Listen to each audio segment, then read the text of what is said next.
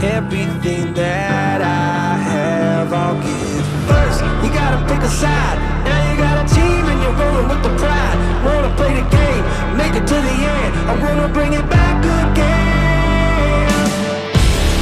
I feel it inside. I'm reaching my stride. I'm standing my ground. I won't give in. I'm moving ahead. I'm back from the dead. I'm ready to fight again. Raising the roof, raising the roof, raising the roof. I'm raising the roof. All the mistakes I made, now I can change my fate. No one can take this heart away. First, you gotta pick a side. Now you got a team and you're rolling with the pride. Wanna play the game and make it to the end. I wanna bring it back again. I feel it inside. I'm reaching my stride. I'm standing my ground. I won't give in. I'm moving ahead. I'm back from the dead. I'm ready to fight again. Raising the roof, raising the roof, raising the roof. I'm raising the roof, raising the roof, raising the roof, raising the roof. I'm raising the roof. Find another way to fight another day. Find another way. Find another way to fight another day. Find another way to fight another day. Find another way. Find another way to fight another day. I feel it inside. I'm reaching my stride. I'm standing my ground. I won't give in. I'm moving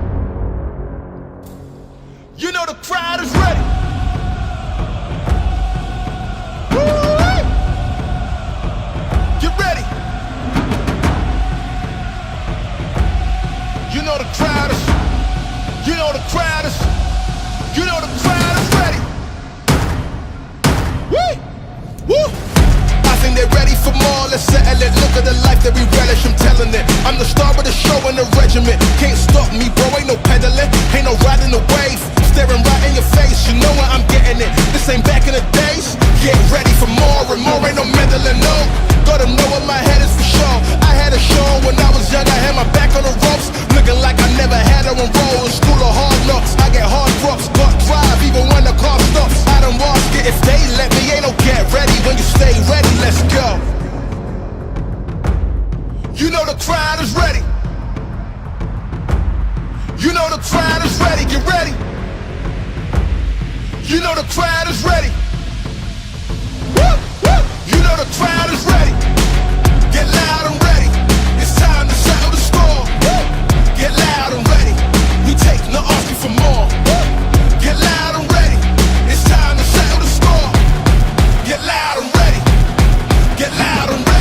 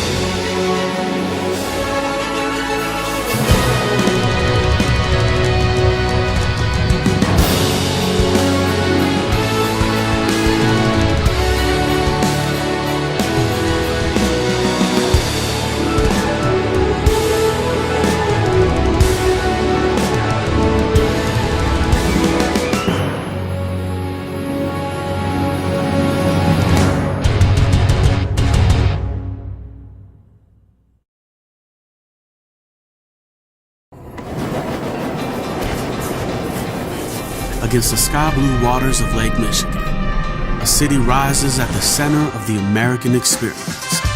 Amongst the canyons of skyscrapers, impossible doesn't exist. This is a place where all who dare make the most of their dreams.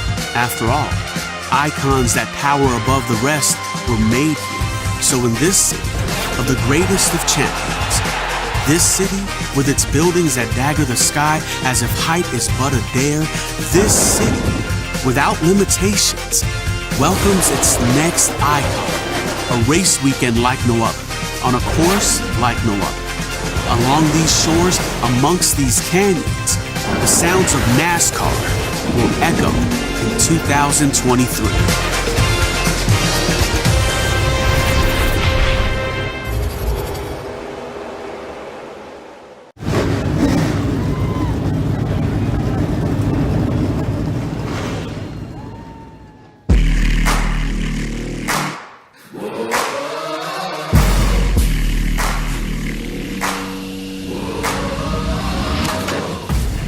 Tonight, on Countdown to Green, we take a look back at the wild finish from the Tricky Triangle. We sit down with returning Coke Series driver Bob Bryant. we take a look at how you're driving at home in the Logitech G Show Us Your Rig segment. All that and more, tonight on Countdown to Green. 'Cause we're invincible.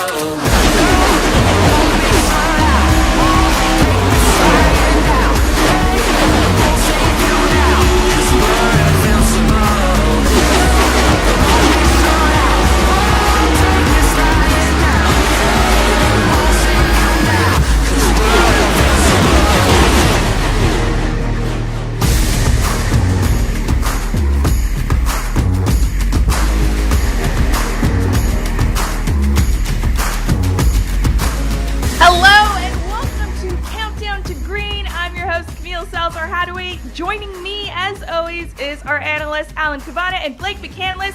And hey now, we're all stars because it is a special race today, Chicago Street Race. How are you two doing? Oh, it's so good to be here. I mean, the all-star event, first of all, the Chicago Street Race, the course developed on iRacing. Now we know they're going to race it in the Cup Series next year. To race it again here for the All-Stars, it's just a perfect fit. So fun. It really is, and not only that, Alan, but just to get it a year in advance to really get a taste of what it's going to be like for these cars to drive. I know we've seen it in the eNASCAR Pro Invitational Series before, but to see the best in the world get a chance to tackle this course, it should be a really fun evening. Yes, it's going to be a fun evening, but before we look ahead, we actually have to reflect back and take a look at Pocono.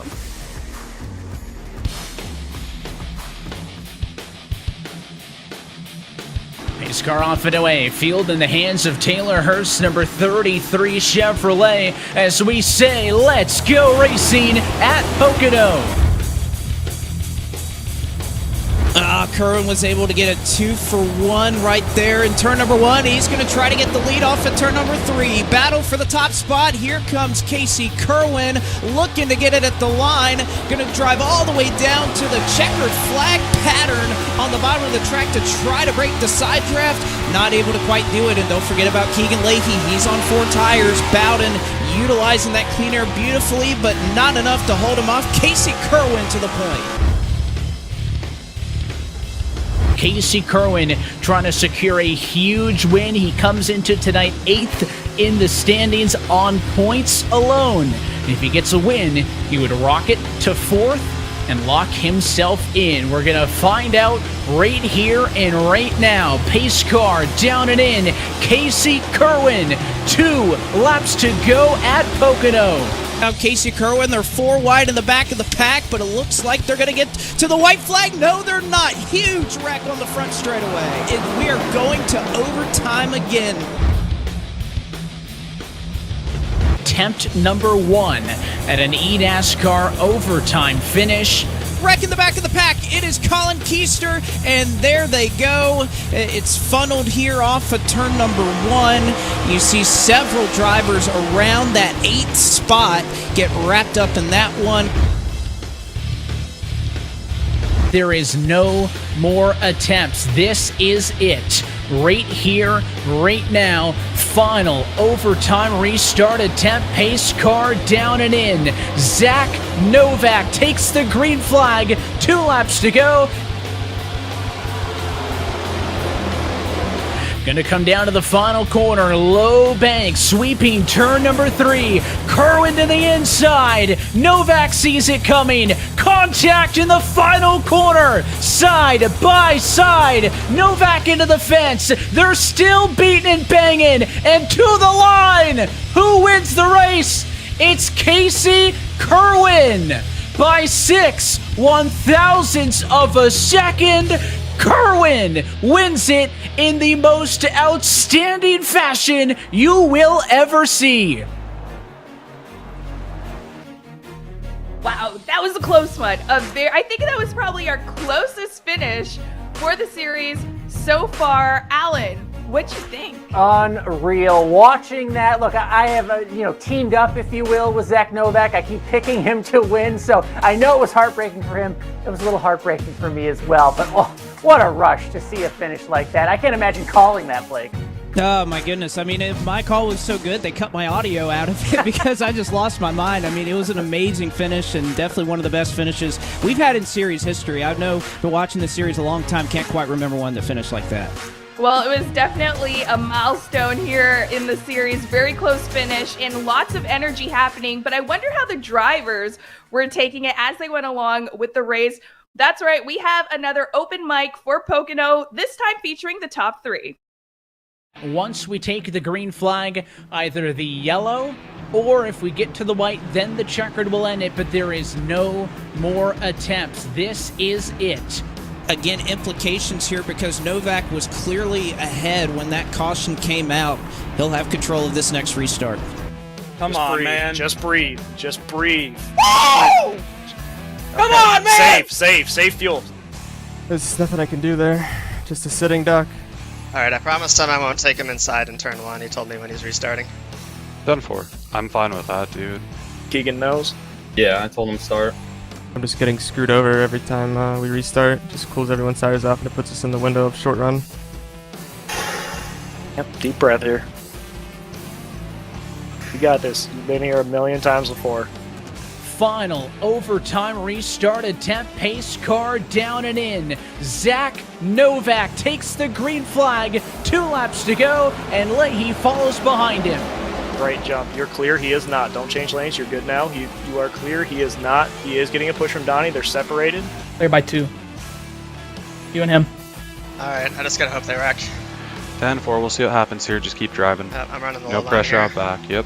He is close enough to take a shot here, so all about the exit here. Come on, man. Contact in the final corner, side by side. Novak into the fence. They're still beating and banging, and to the line. He is gonna wall you. You got him. It's tight, but you're gonna get him. I think you got him. No, I didn't. It's Casey Kerwin by 6/1000ths of a second. You got him. Nice job. Nice job! Let's go! Finally! That fucking sucks. I figured it. Oh, your exit right there. Was not gonna freaking lose that race! Let's go! Hell of a drive, brother. Awesome job. Can't get it to spin!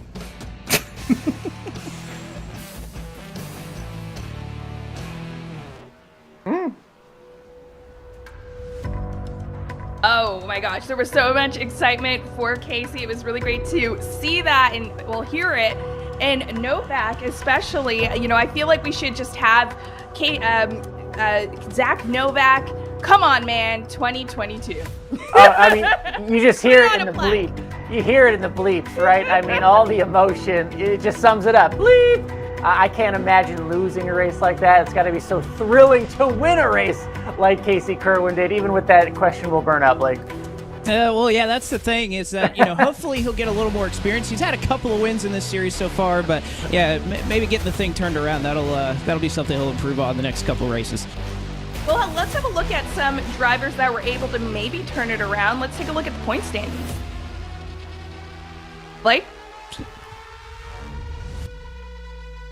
Well, yeah, let's go ahead and take a look at those point standings right here. Again, this would be if they started the playoffs now. That is how they would be laid out. You see Ray Alfalo right there. That's the keynote, Camille and Allen. Right there, 20th place. That is where you have to be eligible, playoff eligible with a win. So Ray Alfalo hovering around that 20th position. He falls to 21st. That moves Zach Novak up, and that would move Blake Reynolds up from the 11th spot right now, currently trying to get in on points up into that 11th spot. Now, of course, none of this will change tonight, right? We're in the All-Star race. We're not racing for points tonight. We're racing for pride. We're racing on the Chicago Street Course, so this will hold for the next 2 weeks. But that's exactly what you see right there. Zach Novak, Blake Reynolds on the outside, and if you're anybody around the Mullis or Donovan Strauss area, probably having to look at a win at this point to get in. All right, let's take a look at the team standings. Alan? yeah, I mean, you look at the team standings, and it's interesting only because, look who's on top. Jim Beaver Esports, and that's good for them, right? That switch that they've been able to get up there. But right now, both their drivers wouldn't be in the playoffs, which is so interesting about how the math works out. But again, the team standings go through the end of the season, so there is no playoff cutoff, anything like that. It goes through the end of the season. That's what's important to think about for them. Stewart-Haas Racing, again, right there 2 wins for Steven Wilson, running well there. I like 23-11 moving up the standings the way they have. Wasn't easy at first. They are the defending champions. Now they're +4 back up to 7th. Meanwhile, Team Dillon Esports -4. So this is a week-to-week thing how this works. So the gap between first and fourth is only 14 points. So much can change by the end of the season. That's what's so interesting about these team standings still. Yeah, now let's talk about Pocono, the race thoughts here that you may have, Alan. Like, what was really going through your mind when you're watching these drivers race? Yeah, I mean, when you think about Pocono, we can't, some are going to look at the Casey Kerwins of the world. I'm looking at the Zach Novaks of the world, because Zach Novak's been one of the hottest drivers in the series for the last few weeks, right? But not getting the win. And we're going to come to a point, we're getting there with the playoffs, that, a good run may not be good enough. All these second places, right now it's put him in position, Zach Novak, to be a playoff driver. But there may come a point with these road courses coming up where other winners come in. And if you don't have that checkered flag, it may change everything. I also look at a guy like Ray Alfala, who had a good run, right? Or, has had good runs, has a win, but finds himself outside the top 20. We're not even talking playoffs here. We're talking, potential relegation here. So, good runs are great, but they may not be good enough for some of these drivers. That's what's so interesting about the series, is that all the second place finishes may get you something, but they may not equal a playoff spot. That's crazy. I know, it's really on the line for these drivers. I mean, Pocono, what did this really tell you? I think the one thing I take away from Pocono, I think back to a couple weeks ago listening to Tommy Baldwin on Door Bumper Clear talk about racing ethics. He was bringing up the race between William Byron and Joey Logano, and how that type of racing, it has a trickle-down effect, that they see what happens on Sundays, that happens on Saturdays, it moves down to the local level, and we are starting to see that trickle-down effect, Camille, not just at the local level, but it is moving its way into the eNASCAR Coca-Cola iRacing series as well. This win at all costs mentality, I think, is just so prevalent in this series. I think Matt Weaver put it best. Respect does not pay out playoff points, or in this case wins, and I think especially here in this series we are starting to see kind of the ramifications of that, especially between two drivers that are so respected for how clean they raced, in Zach Novak and Casey Kerwin putting on a finish like they did. It was exciting, but I think it shows the shift that winning at all costs is what's paramount now in this series. Yes, it's coming down to, the final races. So I feel like a lot of these drivers are just willing to do anything at this time. All right. Now, Joe Gibbs Racing is in the top 5. We have to talk to one of the drivers that may not be doing as well as we have hoped.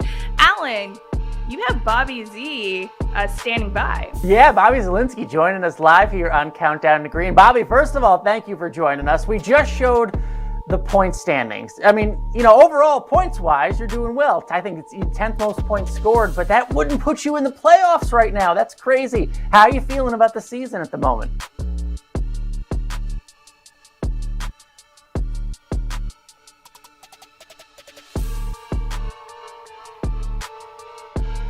On point still, so I'm not going to go out there and drive like a doofus and try to do anything stupid to try to get a win. I'm going to just drive smart like I always do.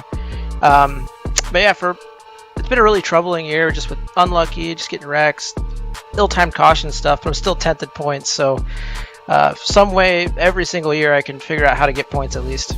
Blake just brought up the respect factor that we saw at Pocono between some of the drivers. You're a veteran of this series. What do you think of the respect factor out there, knowing there's so much on the line and that one position could change an entire season? How do you balance all that?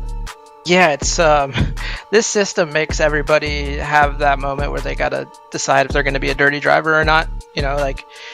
It is what it is. Yeah, when you have only 10 spots, and then in the series is kind of competitive but also random as a series with winners, it's very highly likely you get 10 different winners. So you just have to have that one kind of fortunate race, and then be top 20 in points. So it makes you want to just be a dirty driver and wreck somebody if you need to. There's drivers out there that do it clean and will race you right, and then there's some that will just say, screw it, this is my chance to make some money. You mentioned you have options left in terms of getting that victory. Watkins Glen, we race a road course tonight. I'll ask you about that in a second. But the next race for points, Watkins Glen, another road course. All eyes are going to be looking at you for good reason, for your record, for your ability there. What's that like? Yeah, I mean, I don't think about any pressure of people looking at me or expectations. I was that way for 4 straight years of me winning road courses. Everyone's like, you're going to win.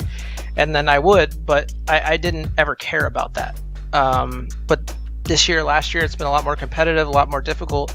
And Watkins Glen is like the closest you can get to an oval for a road course in NASCAR. So it's even closer. The next gen mixed with just everyone getting better, and Watkins Glen, it's going to be just really tight. Really, really tight there in terms of, I really don't know if I'm going to win or not, because it's just all about getting that qualifying lap down and trying to stay out of trouble in the race. And it's going to be really hard to win that one, but I'm going to win it for sure.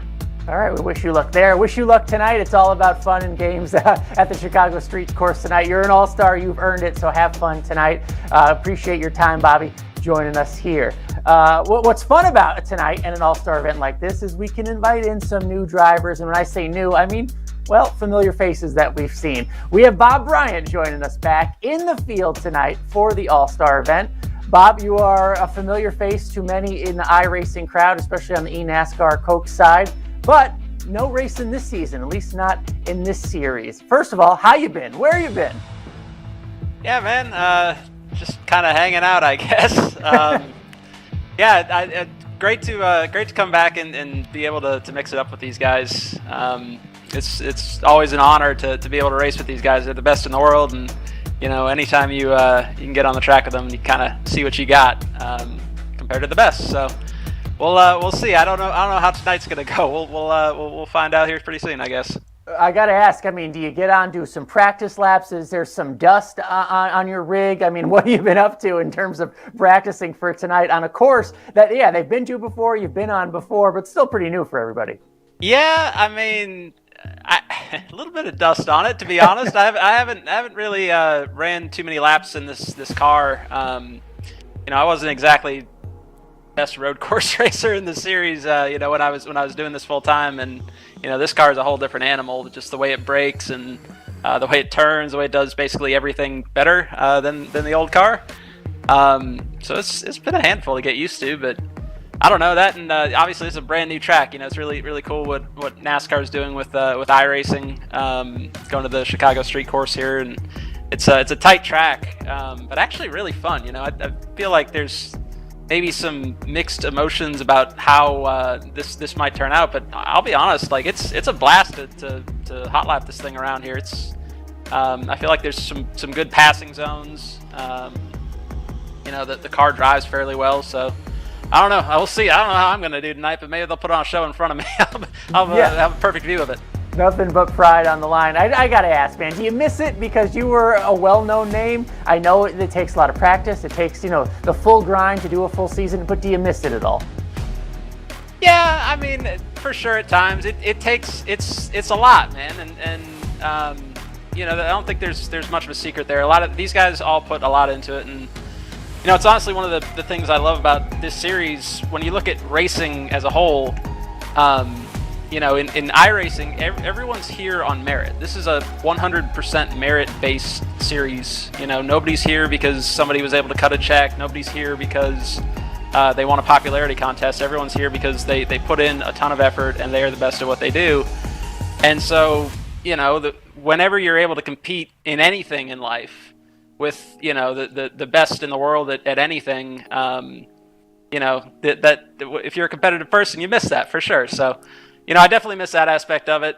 Don't miss all the hours that I put in, testing. That's been nice to kind of reclaim that. But it's been nice to just kind of sit back and watch these guys do what they do. Hey, I understand it. I believe it. Appreciate you joining us tonight. I'm glad you're back.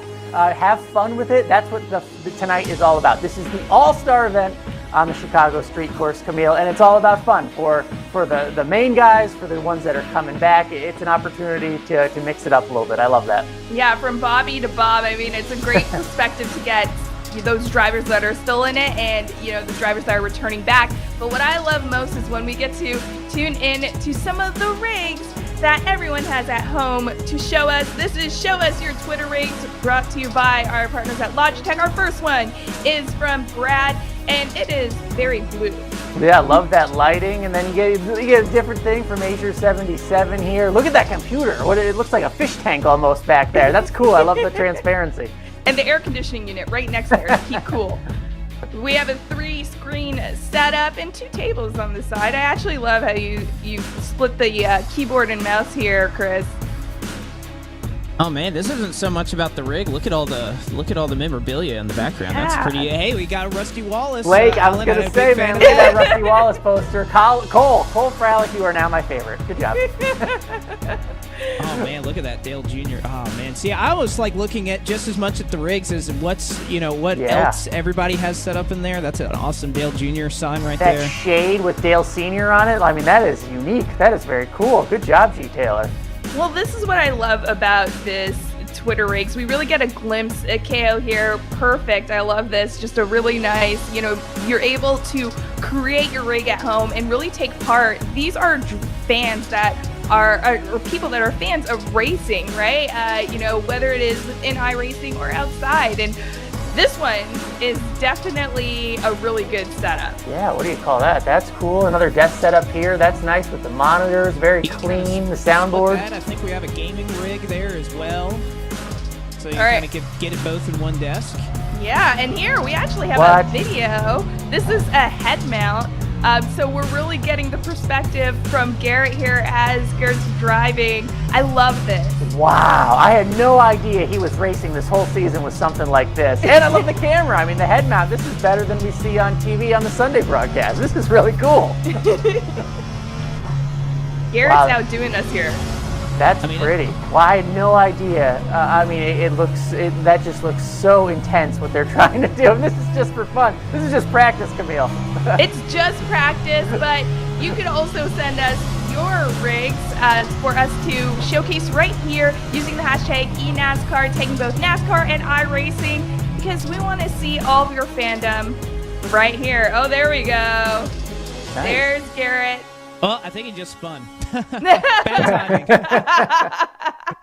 I wonder if, with that head mount, if it ever gives him a headache while he's racing. That's very kind of him to sacrifice his time for us.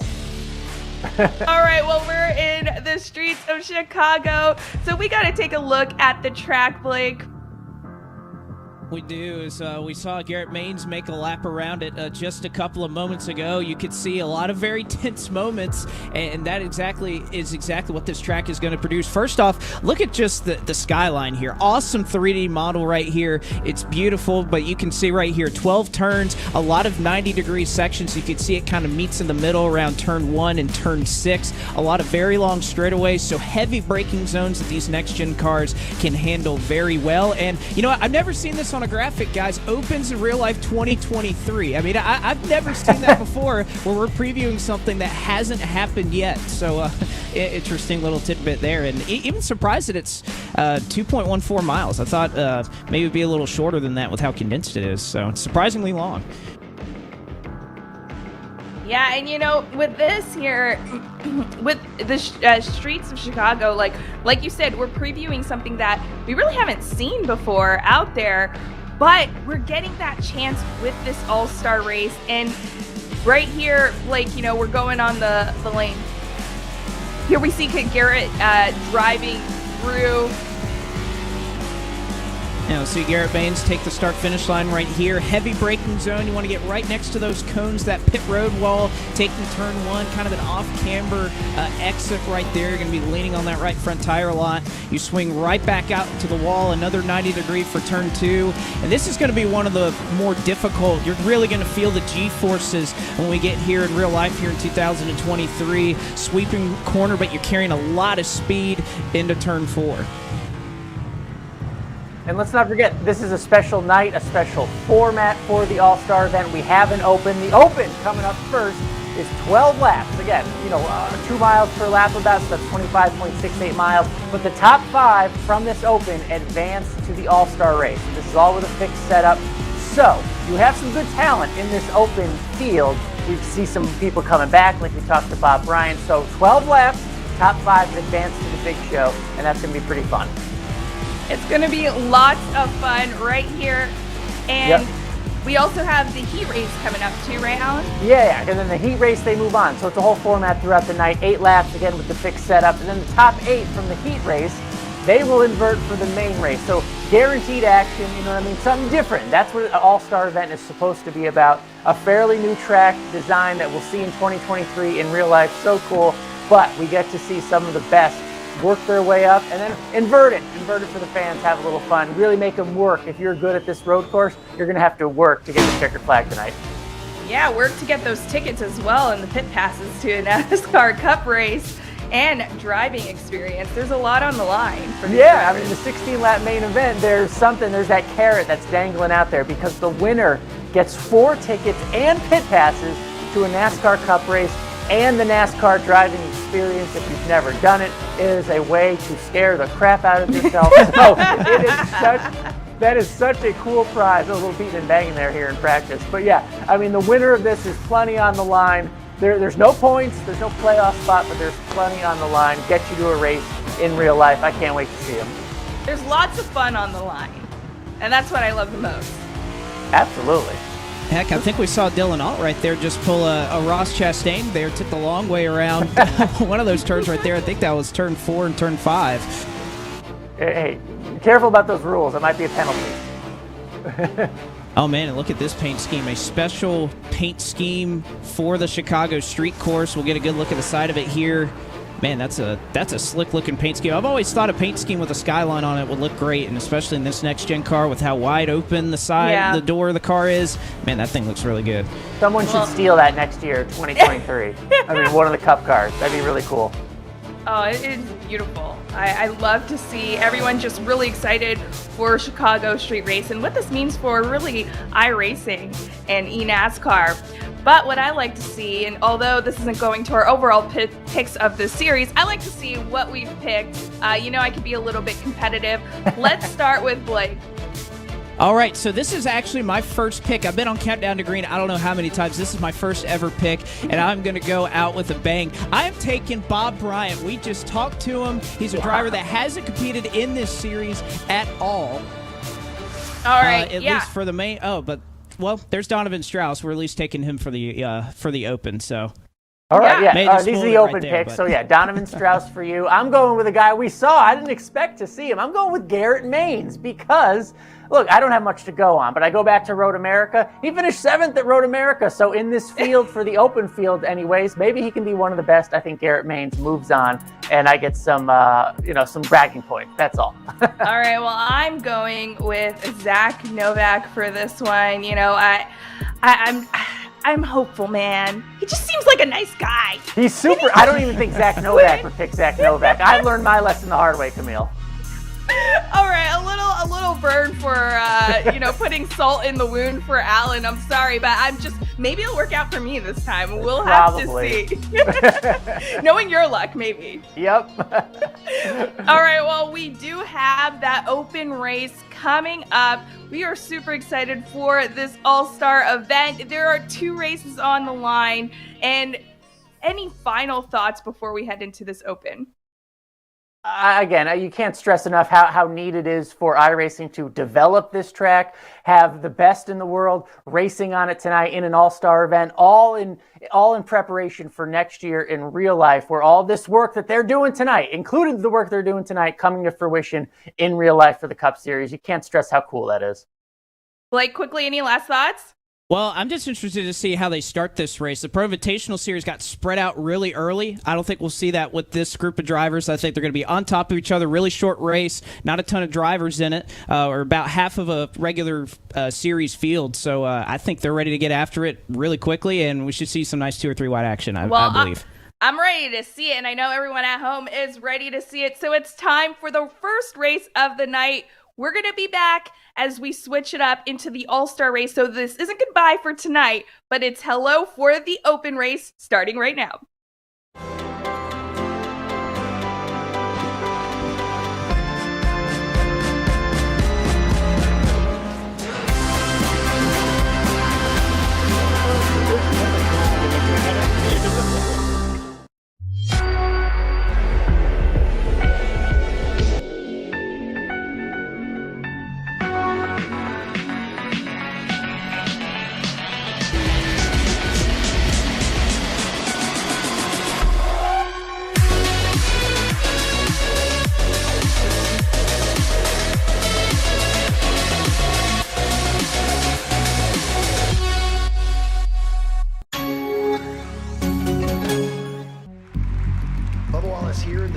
3 car could be about to make history. Down the back straight, pacing away for the 70 car.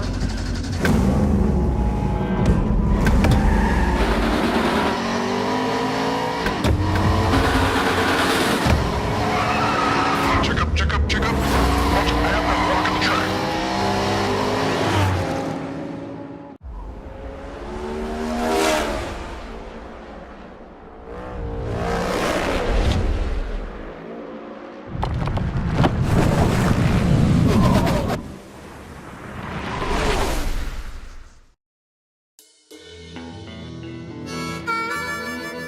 Let's shake things up a little and try something new. On a track so unreal, they made it real. And in a season like no other, It is Femi Olat. Let's go dirt racing at Bristol. Are they all going to be short? Oh man, they nearly hit there. It's Casey Kerwin. let's see iRacing's best, unleashed on the city streets. So sit back and have a cup, and watch the All-Stars shine as they fly through the Windy City.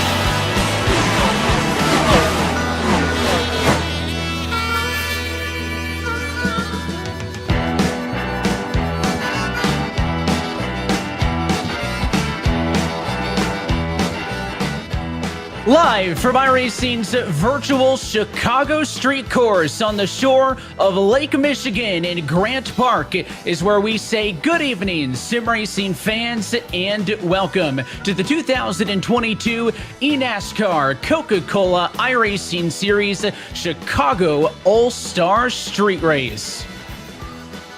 Well, as always, we're happy that you're spending your Tuesday night with us here on iRacing Live. We're alongside myself, Evan Pasoko. Happy to be joined, as always, by Blake McCandless and Alan Cavana joining us up in the booth along for the ride tonight, guys. It is going to be a one-of-a-kind first-time debut for the best sim racers in the world, Blake, here on the streets of Chicago. But we can't get to handing out the creds quite yet. The All-Star Open first on deck.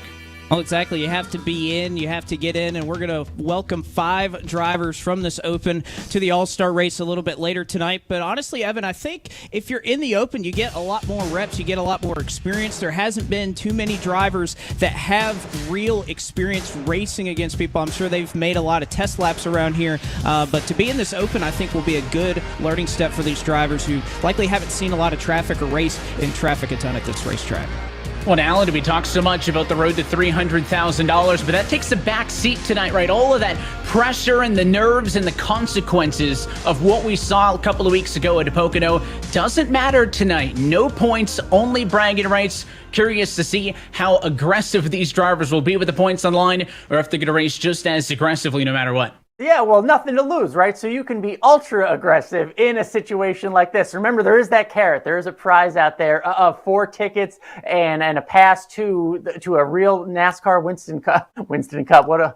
Do a cup race in the future. I'm Real living in the throwback past, there. man. I've got to think about the future. But there's still plenty to race for tonight. I expect more aggression, not less, because there are no points on the line. And it could be a night full of attrition. So enough said, let's get this one underway. Let's go down trackside to tonight's Grand Marshal for the most famous words in motorsports.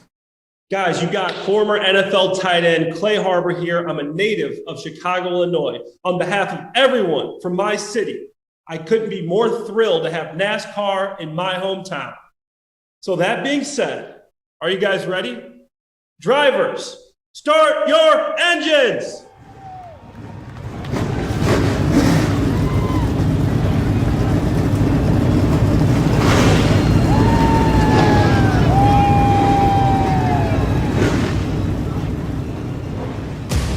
Welcome everyone to the 2022 eNASCAR iRacing All-Star Open. Top 5 advance, the other 16 head back to the hauler. Who will have a shot for the ultimate prize in the All-Star race? We are about to find out. Ladies and gentlemen, here are your 2022 eNASCAR iRacing All-Star Open drivers. From Sacramento, California, and driving the number 40 Letarte Esports Camaro, taking to the streets of Chicago and taking part in his very first All-Star event, it's rookie Dylan Alt. Hailing from parts unknown, also known as Lima, Ohio, wheeling number 55 Space Station Gaming Toyota, it's none other than Alan Bose. After 2 years on the sidelines, he is back in eNASCAR competition. Driving the number 42 E-Racer Chevrolet du Montmagny, Quebec, Canada, c'est Derek Bordeaux. Without question, the best haircut in sim racing, driving the very nice 69 E-Racer Camaro. Business in the front, party in the back, it's rookie Colin Bowden. From Huntersville, North Carolina, driving the number 2 Elliott Sadler Esports Chevrolet. 5 years of trying, 5 years of frustration, and now an all-star competitor, it's rookie Liam Brotherton. In the number 41 Ford Mustang representing Stuart Haas Racing, one of the many Maritimers in the field tonight from Halifax, Nova Scotia, it's Dylan Duval. In the number 9 Jim Beaver Esports Ford Mustang driving out of Brownsburg, Indiana, come on over for the barbecue, it's Michael Guest. Driving the legendary number 17 for Roush Fenway Keselowski Racing out of Aledo, Texas. Taking his experience from tarmac to tech, it's eNASCAR rookie Caden Honeycutt. With the backing of iRacing Motorsports behind him, he was looking to find the front tonight from Elizabethtown, Kentucky. Laying down the law, it's Derek Justice. From Frostburg, Maryland, rising from the ashes and back into the eNASCAR grid. In the number 43 Toyota from the Charlotte Phoenix, it's Colin Keister. Trying to use his iRacing Rallycross experience here tonight in Chicago from Powhatan, Virginia. In the number 31 for Elliott Sadler Esports, it's Garrett Maines. In the number 36 Letarte Esports Chevrolet, hailing from North Caldwell, New Jersey, trying to jet into victory lane tonight, it's eNASCAR rookie Dr. Bob Brian Mercurio. Representing Rise Esports from Clinton, Connecticut, he is the highest placed driver without a win this season. Hungry to put his number 5 Chevrolet in victory lane in 2022, it's 2019 champion Zach Novak. Another maritime Canadian from Truro, Nova Scotia. He's not on the racetrack, he's up in the clouds and poetically driving the Space Station Gaming number 54 Toyota. It's the Flower rookie Kyle Peddle.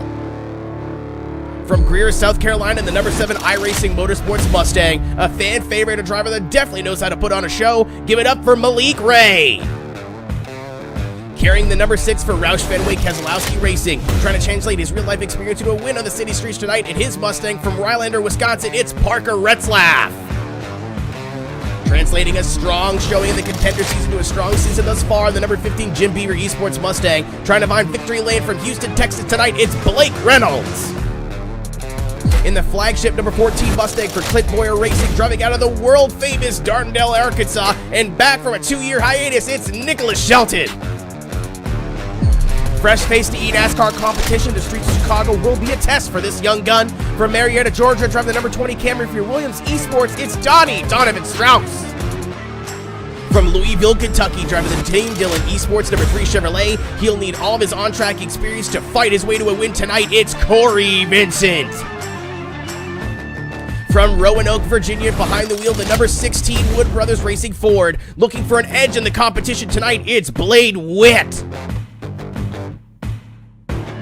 It's time to step up or step aside. It's time for the 2022 eNASCAR All-Star Open.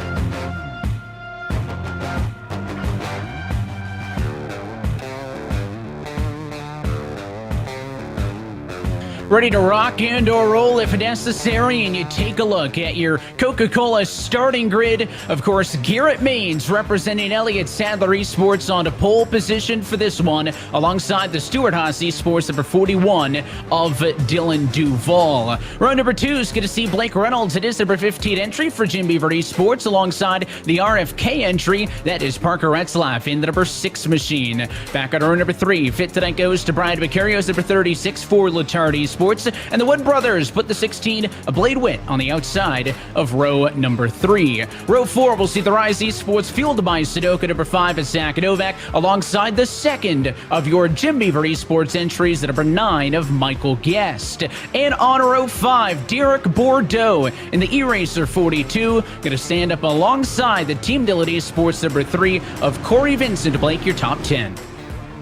Starting on the inside, or at least starting in the 11th position, rather, will be Dylan All for Letarte Esports, rather. It'll be Alan Bose to hits outside, starting in the 12th position. There you'll find Elliott Sadler Esports' own Liam Brotherton just behind him in that 13th spot. 14th will be Colin Bowden. And starting in 15th tonight, last driver that is running in this open tonight, you have RFK Racing's Caden Honeycutt. Makes up for 15 drivers, of which, Evan, top 5 will advance to our all-star feature later on tonight. 5 going to be the magic number. The driver who's got the best view of them all is the driver on pole. Garrett Baines going to bring us to the green, and James Pike is on the radio with him. Indeed, with the driver from Powhatan, Virginia, Garrett Baines. And Garrett, you out-qualified everybody else in this Open by nearly a half second. So where do you feel like you found the speed in your Q lap, and where do you think the keys are to maintaining speed throughout a lap here at the Chicago Street Course? Well, I'm happy to say that I actually think I know where I lost time on my Q lap. Where I think it's going to be really important in this race is being able to stay off the walls, because making that speed is really, risky. And I know the 4 guys behind me for sure can definitely make it happen if they need to. So I think this is going to be a good fight, and hopefully our Chevy Liners Camaro will be out front at the end. There's a lot of speed in this road course, a lot of bravery, a lot of heavy braking zones. So we'll see just how deep these drivers decide to send it off into these corners, Evan. It's going to be interesting to see 7 of the 12 corners on this racetrack are true 90-degree corners. So it's going to be tight, hard braking, and going to be the key things that we look for over the course of this race. Again, first of 3 actual races we'll see over the course of this afternoon, Blake. But as we get set to get things kicked off with the Open, why don't you tell us more about it with a look at our Asus race analysis?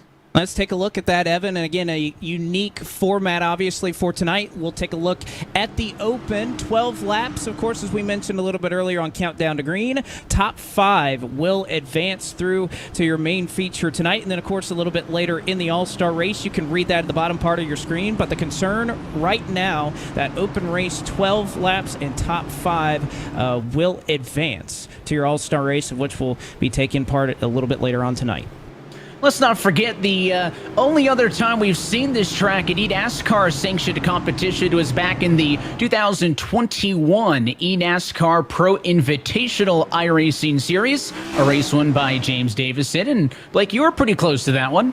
Well, we were spotting James in that one, and honestly, I'd love to take as much credit for that as possible, but James was just really good that night. There was nobody that was going to touch him, but it was great to kind of get a feel for how this race is going to progress, how you want to pass. I mean, you can see, Evan, just pacing right here is difficult here. Not a whole lot of wide space. It's going to be really difficult to try and make your moves when you want to make these passes, but that's what's going to make it exciting.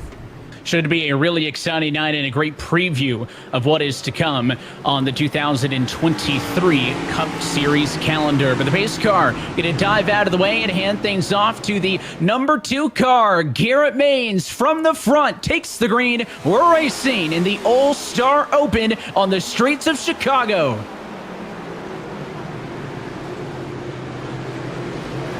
And already a race leader mains into the outside wall, and to the inside to turn number 2. Here comes Dylan Duvall. The gear-wrench Ford Mustang sneaks through. Early change for the race lead. And now Retzlaff also looking up the inside, as it is a struggle early on for Garrett Baines.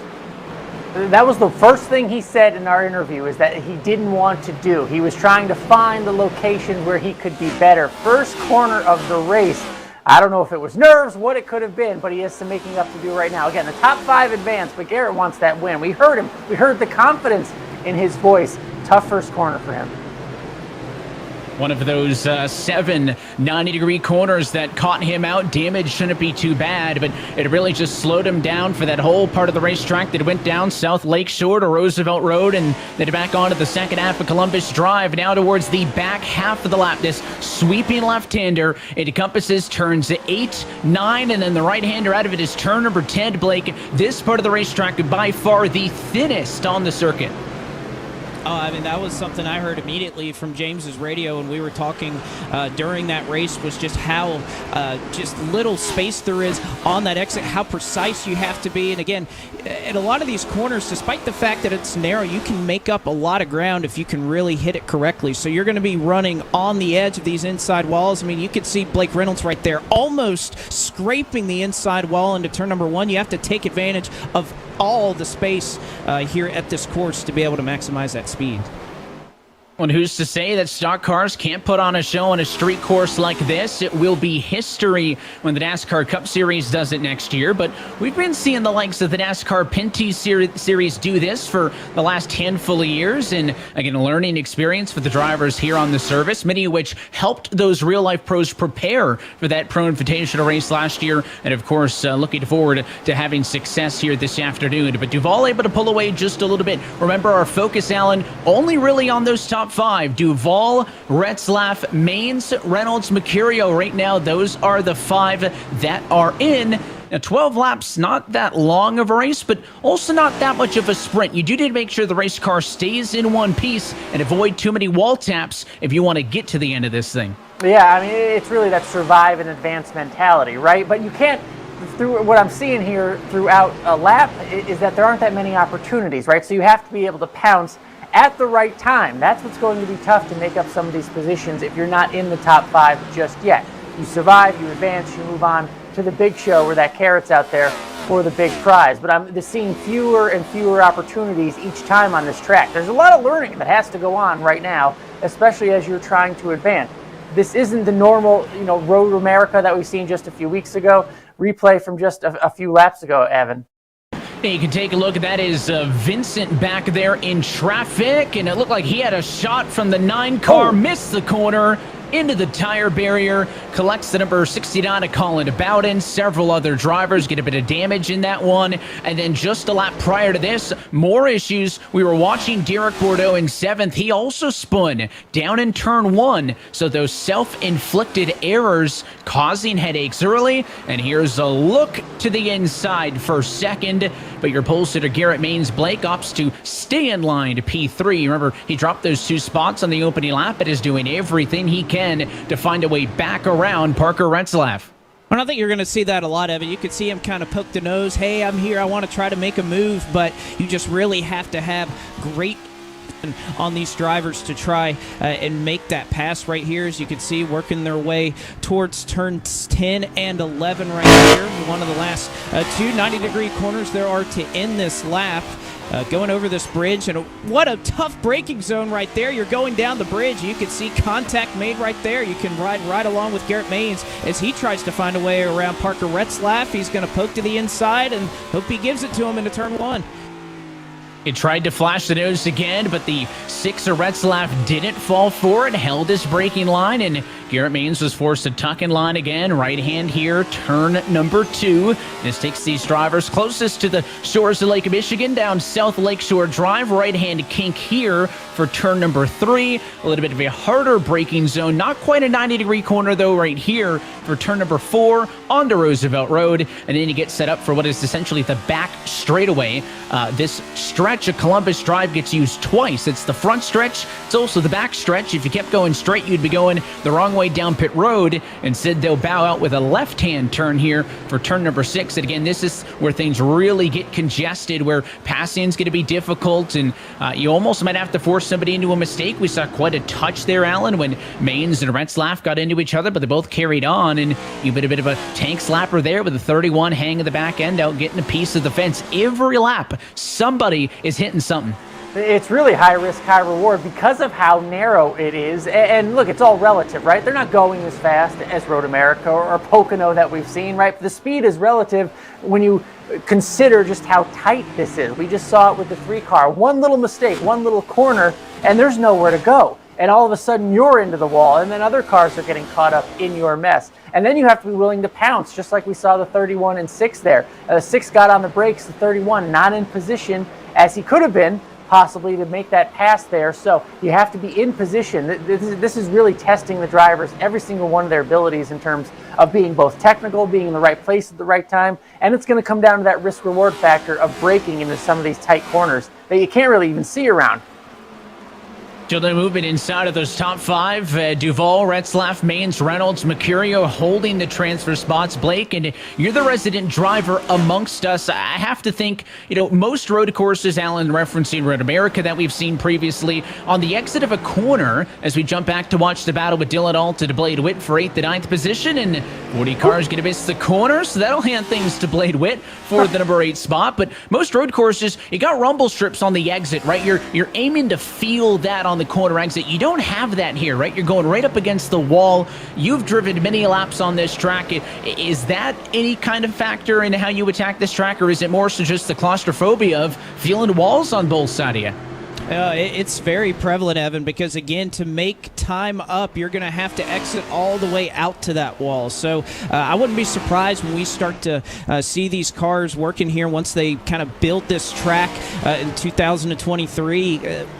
What these drivers, how close they're going to be to the wall, that's going to be an adjustment period, because when you're in the cockpit of that car, you can hear how close you are to that wall, especially down these long straightaways. So that's going to be something that drivers in the Cup Series, and even these drivers tonight that, maybe they're in the feature and they're watching this race, they've already done a little bit of practice. They're going to have to get comfortable with that, because, again, it's just so narrow, but you can make up a lot of speed if you really push it. So like Alan was talking about, risk-reward versus braking, the line you take, there's a little bit of time to gain, but obviously one mistake and you can break a toe link on this car, or perhaps even worse.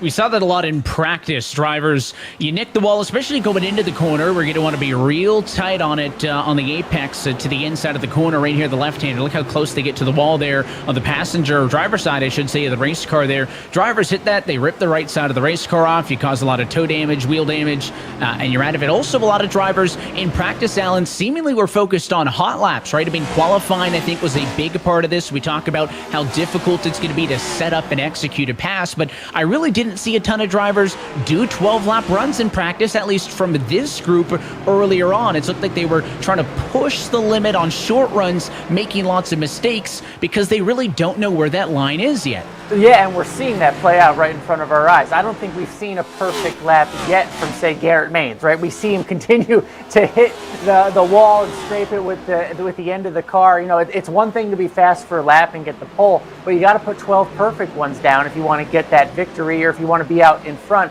We're seeing some of that right now from Duval, right? I mean, he is driving a clean race, and I think that is showing its way as the path to success, at least at this track, because it's hard to make up ground. Garrett Maines, we know he's fast, but he's yet to be able to make up the ground that he lost from those tiny little mistakes. And a shout out to what Duval's doing right now. I'm looking up what he did at Road America, 37th at Road America, if I'm reading that right. So for him to be out here leading these laps on a road course like the Chicago Street Course, good for him right now. It is an impressive run for him. Should note that Caden Honeycutt was running in the number 6 spot. His car has gone to pit road, so his night may be done after he was falling back from the transfer position. And that bubble spot still remains in the hands of the 36 of Brian Mercurio. Started 5th, runs in 5th, and to that point, we bring back in the 4th member of our broadcast team, James Pike, on pit road. If you get a good look here at Brian Mercurio's machine, you might notice a different paint scheme on his car tonight for the Letarte Esports driver. He's representing the eNASCAR College iRacing Series, where drivers in iRacing that are of collegiate age get the opportunity to race for scholarship money. We had some races in the spring that were broadcast here on iRacing's channels. It returns in the fall, beginning with Homestead Miami Speedway. There will be a time attack in the iRacing UI that will be available from September 6th to 15th. And the top 40 drivers from that time attack that are eligible will race in the first race of the fall on September 20th at 8 p.m. Eastern. It's an off week for the Coke Series, incidentally, so we'll have racing on Tuesday night regardless, but you can visit eNASCAR.com for more information on the eNASCAR College iRacing Series, and look forward to see which collegiate drivers will get the opportunity to compete and potentially win a few scholarship dollars down in South Florida.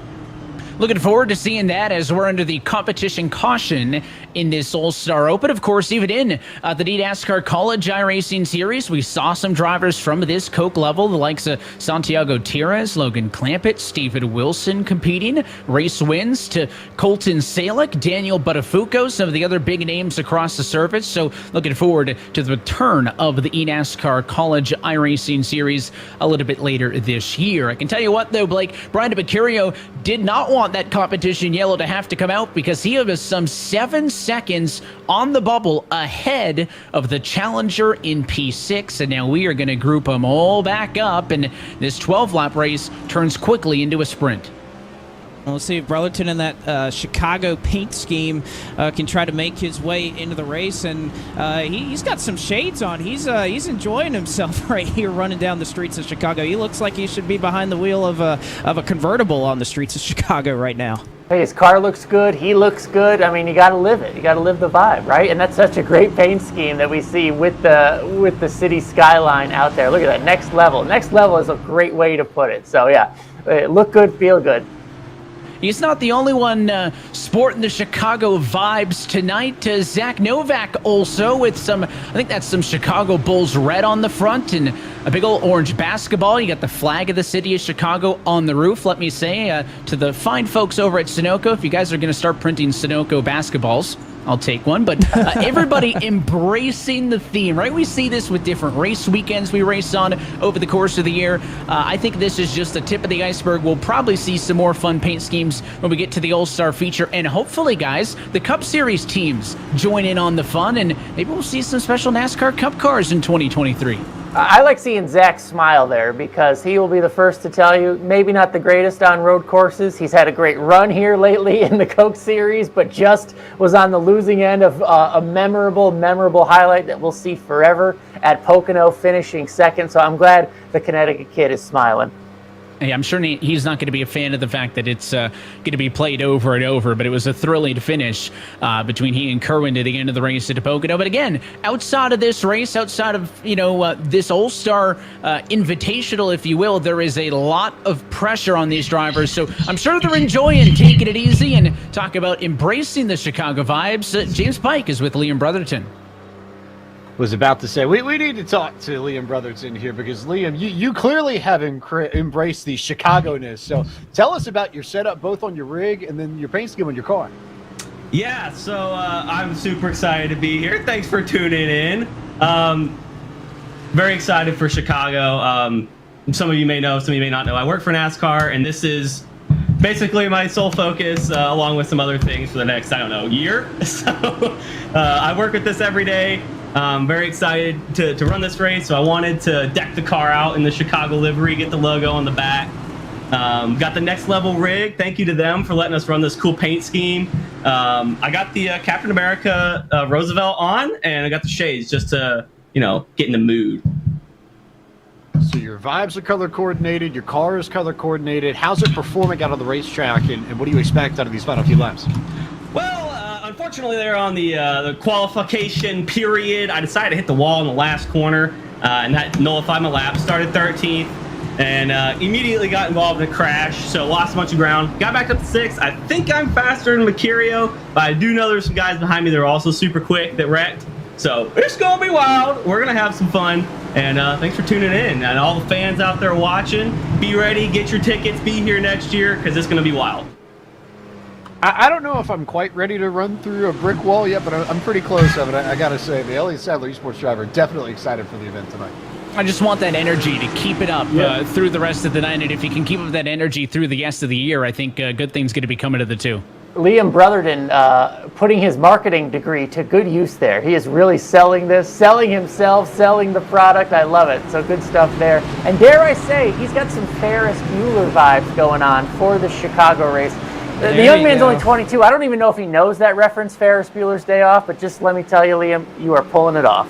Well, and I'm wondering with the vibes, I'm wondering when his breaking point's going to be, because I feel like that carefree attitude may be pretty late here to turn one. Let's see. They didn't do a good job first time through. Green flag back in the air. 3 laps to go. Duvall's going to get a head jump up in front. It's Garrett Maines to second position. And behind him, a bit of a struggle through turn 1 for Brotherton. He's got Dylan Alt trying to challenge at the outside. Right-hander in 2. They're going to stay side by side. So no time gained, no time lost. But Brotherton still one shy of the transfer spot as he has to deal with the challenge for the 40 of Alt. He'll clear him down to the heavier braking zone for the right-hander now, turn number 5.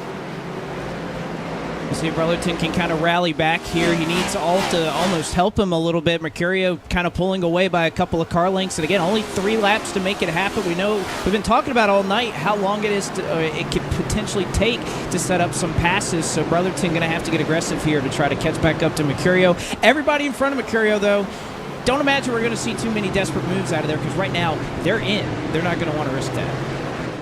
I think the drivers that the most desperate is Dylan Alt, because Alt has been all over the bumper of Brotherton since this race went back green. Of course, Brotherton, first driver on the outside looking in, but he took at least 3 shots from Dylan Alt since the green flag came out. So Alt knows he's got to dispose of the 2, and sideways that time for Brotherton. Alt looks to the inside, doesn't make the move, but I'll tell you what, Alan, he thought about it in turn 12. 2 laps to go this time. Absolutely, and that only leads to the frustration, right? You know you have the better car, you know you're running out of time to do it, but you can't quite make the pass. So Liam Brotherton not having a great restart here. You can see him losing it there. And then we have a battle for the lead, Evan. Oh, I love it. Garrett Maines finally running those perfect laps. It's the first time Dylan Duval's been tested tonight. Let's see how he does.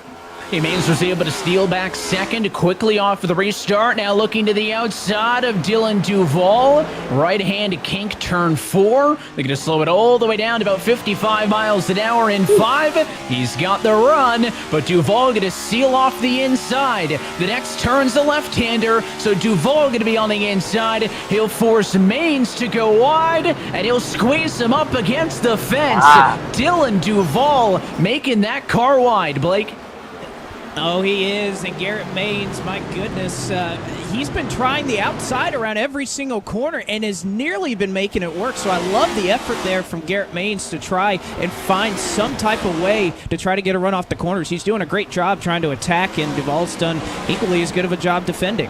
Well, what's crazy is, like, again, they are both going to advance, right? There's nothing really on the line for a win, but you can't take that mentality out of a racer, out of the person holding the steering wheel, and not go for that checkered flag. This could cost both of them if it went wrong, right? I mean, if they had contact at the wrong time, they could both lose it and not advance. We just hit the final lap. And there is clearly there's no thought about maybe just laying up and both advancing and being fine.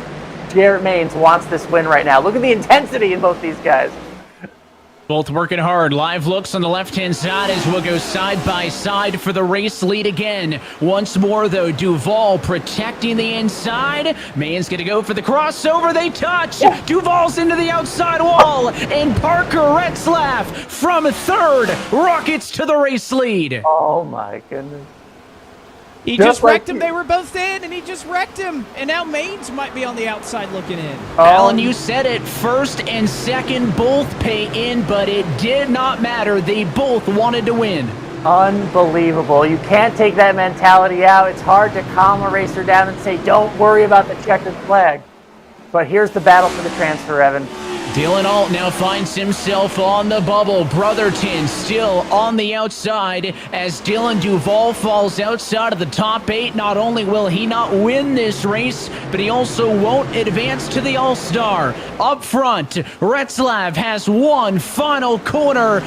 It's Blake Reynolds trying to close in. Reynolds going to come up shy. Retzlaff wins. Reynolds second. Mercurio third. Maines 4, and Dylan Alt will hang on in the 40 car from 11th on the grid, passes 6 drivers, and finds himself in to the All-Star main event.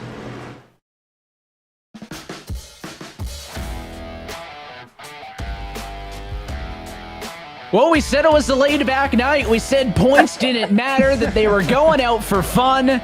And it came down for the second week in a row now. Contact for the race lead on the final lap. This time, the beneficiary is the Roush Fenway Keselowski Ford of Parker Retzlaff, who steals the win in the All-Star Open. Again, leading the likes of Blake Reynolds, Brian Mercurio, Garrett Maines, and Dylan Alt, your top 5 drivers who will advance to the All-Star. And now, Evan, the one thing about this is, we get the benefit of listening to some communications here. And, this is an all-star race. You don't want to affect your season. And right now, Duval and Maines, you can imagine, not very happy with each other. Duval in a great position to try and make the playoffs. Garrett Maines not so much, a little further behind. But does a race like this affect that going forward?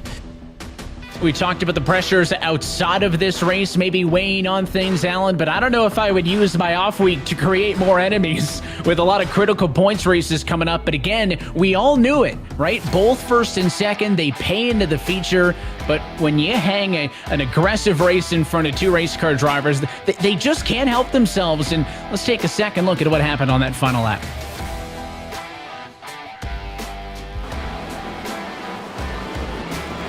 And, you know, it's something we saw coming. First and second, final lap, and Aaron Maines right in both fenders of Dylan Duval.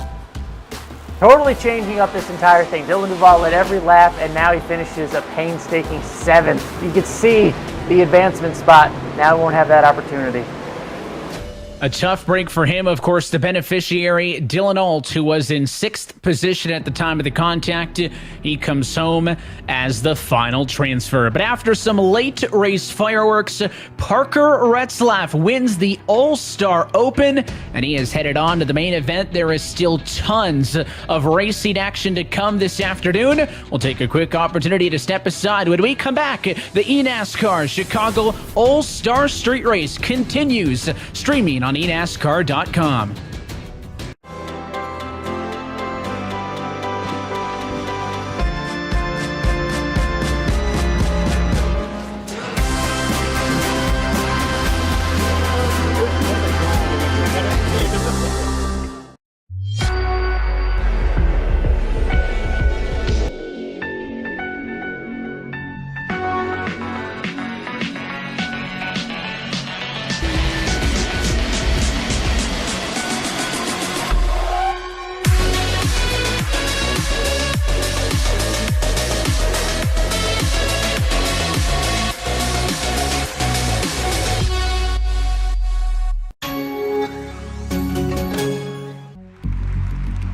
Here in the number 23 car could be about to make history.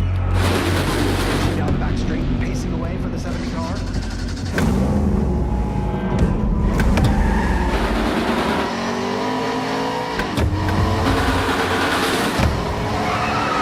Check up. Watch him, man. I'm walking the track. There's a reputation on the track, being built this very minute. One that embraces the crazy. Oh my goodness! The fast. And the unpredictable. That looks into the eye of the competition and screams, bring it. Loud enough so the whole world will see it coming. I am the NASCAR Xfinity Series. I am NASCAR. The white flag is out. A notice to all drivers that the regular season is coming to an end. White flag here. That now is the time to fight for the final playoff spot. Or surrender. Now's the time. Let's do it. Show me what you got, boys. Let's get it.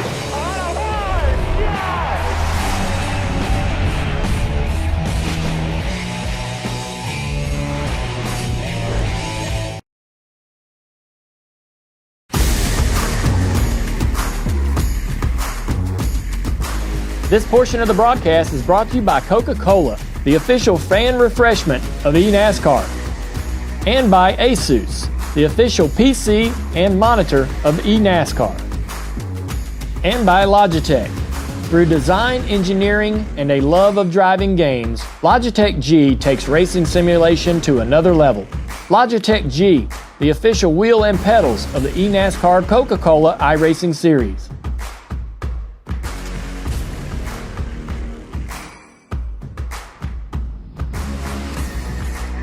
In 22 eNASCAR Coca-Cola iRacing Series All-Star Race from the Chicago Street Course, where we are now joined by our open race winner, Parker Retzlaff. And Parker, you just sort of had a front row seat to everything that was happening in front of you on those final few laps. So from your perspective, what did you see in the battle between Garrett and Dylan, and what was your to either avoid that or capitalize that if something broke out like it did? Yeah, I mean, I seen him doing the same thing for the lap before that. So I even was talking to Vicente Salas in Discord, or not Discord in TeamSpeak, but I said it looks like they're gonna wreck each other for the lead, and I'm just gonna try and. So I waited back a little bit, just to try and capitalize on it, and I did. They just cleared the hole on the bottom there, and on the last lap, and I was able to capitalize and get the lead. We were all locked in. There wasn't really any reason for it, but I guess everyone is just racing hard to try and make the race and get some wins whenever they can get them. It might not be a points race win, but for the luck that you've had this year and the performances you've had, how big is a victory in an eNASCAR Coca-Cola iRacing Series event, and how big is this for your momentum going into the final few races of the season? I think no matter what race it was, there was still, the best drivers on the sim in the race with us. So any luck and any wins we can get in the RFK number 6 we're happy about it, and we're going to hopefully take the momentum into the main race here. Speaking of the main race, now that you've gotten some laps under your belt, do you feel like that extra experience and extra practice on the track, especially in race conditions, does that give you a slight advantage, maybe more so than some of the drivers who didn't run the Open?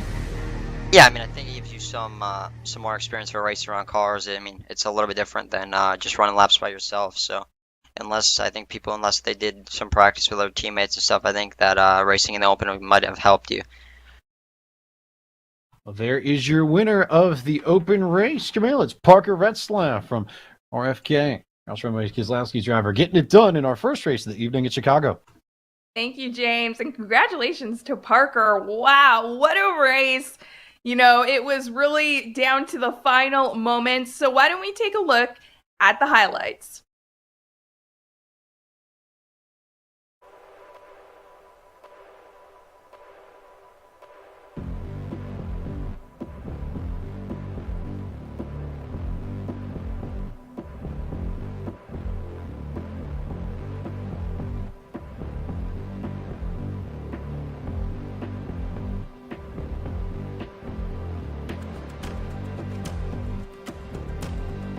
I see the highlights. All right, let's go through some of these highlights here. Oh, just going over it. Seeing what we saw. I was just rewatching all this. You could see how tight the racing was. Right from the bat, the drivers hitting the wall, how technical, how smart you had to be. I believe this was the restart, right? This was the first time Dylan Duval was about to get tested. We went restart with less than, 5 laps to go. And it should have all been good. Dylan Duval led every lap. But here comes Garrett Maines. There was the aggression there. You want to get that checkered flag, Camille. And we all know how that ended. 23 car here, slowing up, not having the best day. But in the end, it was Parker Retzlaff who said, right? You got to use your head more than your car sometimes. And he saw what was going to happen. He was in position. And now he advances as the winner. I know. I love the fact that Parker shared with James that he was just talking to Vicente about what he was seeing up ahead and knew that he needed to take advantage of that opportunity and was just waiting for the right moment. Right, Blake? Yeah, exactly. That's what you want to do. And in a race like this, where we're getting that competition caution with just a handful of laps to go, it's all how you can manage those late race restarts, right? Getting a good jump, maintaining your track position side by side, and again, how you're going to manage being in a certain position. We saw how Maines and Duval were going to manage being in already. They were both in. I'm still shocked that they decided to do that, but I tell you what, racers, they're not the most patient people, and you can tell them, hey, guess what? You can just finish second. They're not going to listen to you. No, 10 times out of 10, they're not going to listen to you. So their lack of patience definitely cost them here. How do you think Duval feels really going through this now and seeing that the lead is just taken away?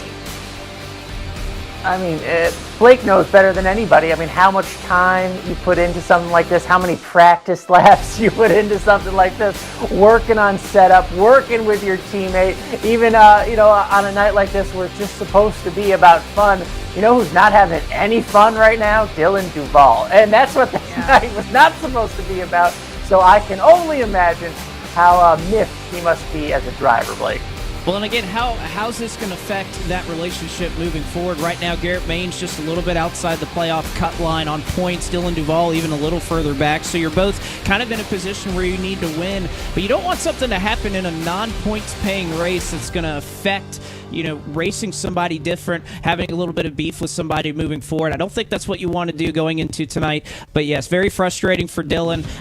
1 lap away from winning. He was going to, talk to us here, talk to James Pike, be able to shout out Stuart Haas Esports and his sponsors. And I'm sure he really wanted to do that. And not only to have that taken away, but then not even be in the feature race. I'm sure that's got to be very frustrating for him. And we always talk about picking your moments as drivers, right? If you have to be aggressive, you have to be in this series if you want to get victories in a championship. But was that the moment he really wanted to pull the trigger? I'm talking about Garrett Maines. Probably not, right? And now you got a driver mad at you.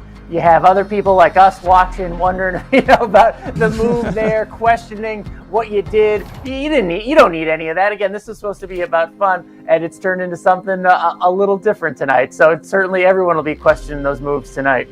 Well, let's take a look at that track because we're going to be revisiting it for the All-Star race. So how do you think the drivers now going into seeing how the Open went, going into the All-Star race, what do you think they're taking away here?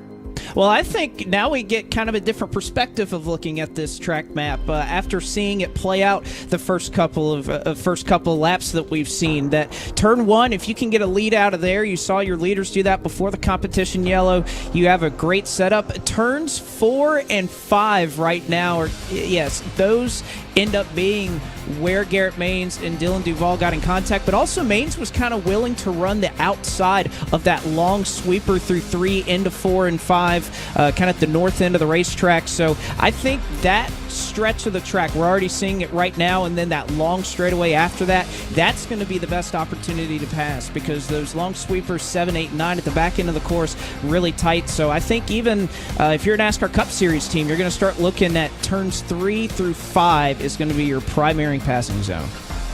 And they really want to get familiar with this track because it's going to be making a return next year. So this is really their time to get that practice in. But I want to talk about the fact that although this is an all-star race, the mindset for these drivers coming out of this all-star race and then going back to the series, how do you think that affects them, Blake?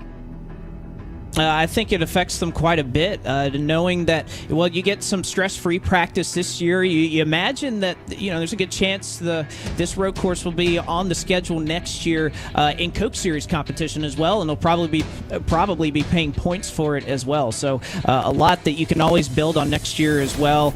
And then, of course, the real world of things, being able to see how things are going to work. All right, well, unfortunately, there was one driver in the Open that did not see the ending turn out as they wanted. Duval is one of those drivers. Alan, I believe you have Duval on standby to talk to. Thankful. And thank you to Dylan Duval joining us now. Dylan, your night is over early when it should have been ending at least with a checkered flag or advancing to the All-Star event itself. Just tell us your emotions at the moment because it shouldn't have ended this way. Yeah, no, it shouldn't have.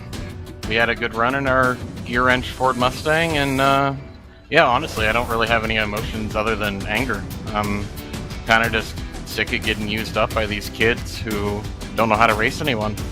As soon as you try to race these guys like Garrett, Vicente, people like that, it's just their mental gets shattered and they lose all idea of what they're doing, and then they cause wrecks. So I don't know. It's definitely frustrating. Won't be the last of it between any of us. I'm over being raced like that. I'm going to start racing them that way. That's the next natural question. How do you handle this as a competitor? Tonight was supposed to be about fun, but you got wrecked as the leader. How do you handle something like this going forward? I mean, I should probably handle it better than I'm going to. It's ridiculous. It's been the same thing with me all year. I feel like I've run very well, and I just over and over and over again, these kids keep doing the same thing, and I don't race people like that. I don't expect to be raced like that, and it's frustrating. I just don't really know how to put it any other way than that. Just hopefully they're ready for what's to come because I'm over it. It's simple as that. Strong words. Sounds like a promise. Dylan, your night ended too early, but commend you on all the laps you led. and we will see you at the next road course, which happens to be Watkins Glen. So that was really cool of Dylan Duval to join us, guys. Yeah, I know it's always hard, especially after a race like that, to join and talk about that. And obviously, we could see that Duval is not liking it and putting some words of warning out to the rest of the drivers out there. So it'll be interesting to see how that unfolds in the series. But for now, we are getting closer to that All-Star race, which means we gotta talk about our picks, Blake. Well, I get to spoil. I spoiled it a little bit earlier. So, anyways, Remind the people. Well, we're going to remind you. If you weren't watching earlier, I picked Donovan Strauss to win the Open. He didn't win. My first ever pick, so not great right there. But I'm hoping Bob Bryant will be a little bit more competitive here. I think Bob Bryant, he comes in here, has nothing to worry about. Being a driver that was formerly in the series, he's the type of guy that's going to take it easy. And as we've seen in the Open already, there's a lot of chaos, a lot of things can happen. Bob's the type of guy, he'll hang around until the end, and maybe some good luck befalls him. So I'm going to go with the old veteran, Bob Bryant. All right, we got a pick for Bob Allen. Yeah, I'm going with easy money here, right? Mitchell DeYoung has the reputation. He has the resume when it comes to road courses. He was really good at Road America and sort of surprising, lost to Steven Wilson. So, but I think he gets it done tonight. Mitchell DeYoung, 2311 Racing. Everything, his reputation. It has to happen tonight, Chicago Street Course. Good job, Mitchell. Or it could happen for Steven Wilson, who is my pick. Steven Wilson has been bringing me luck this series, so I'm hoping it'll transfer for the All-Star race as well. But there you have it. There's our picks.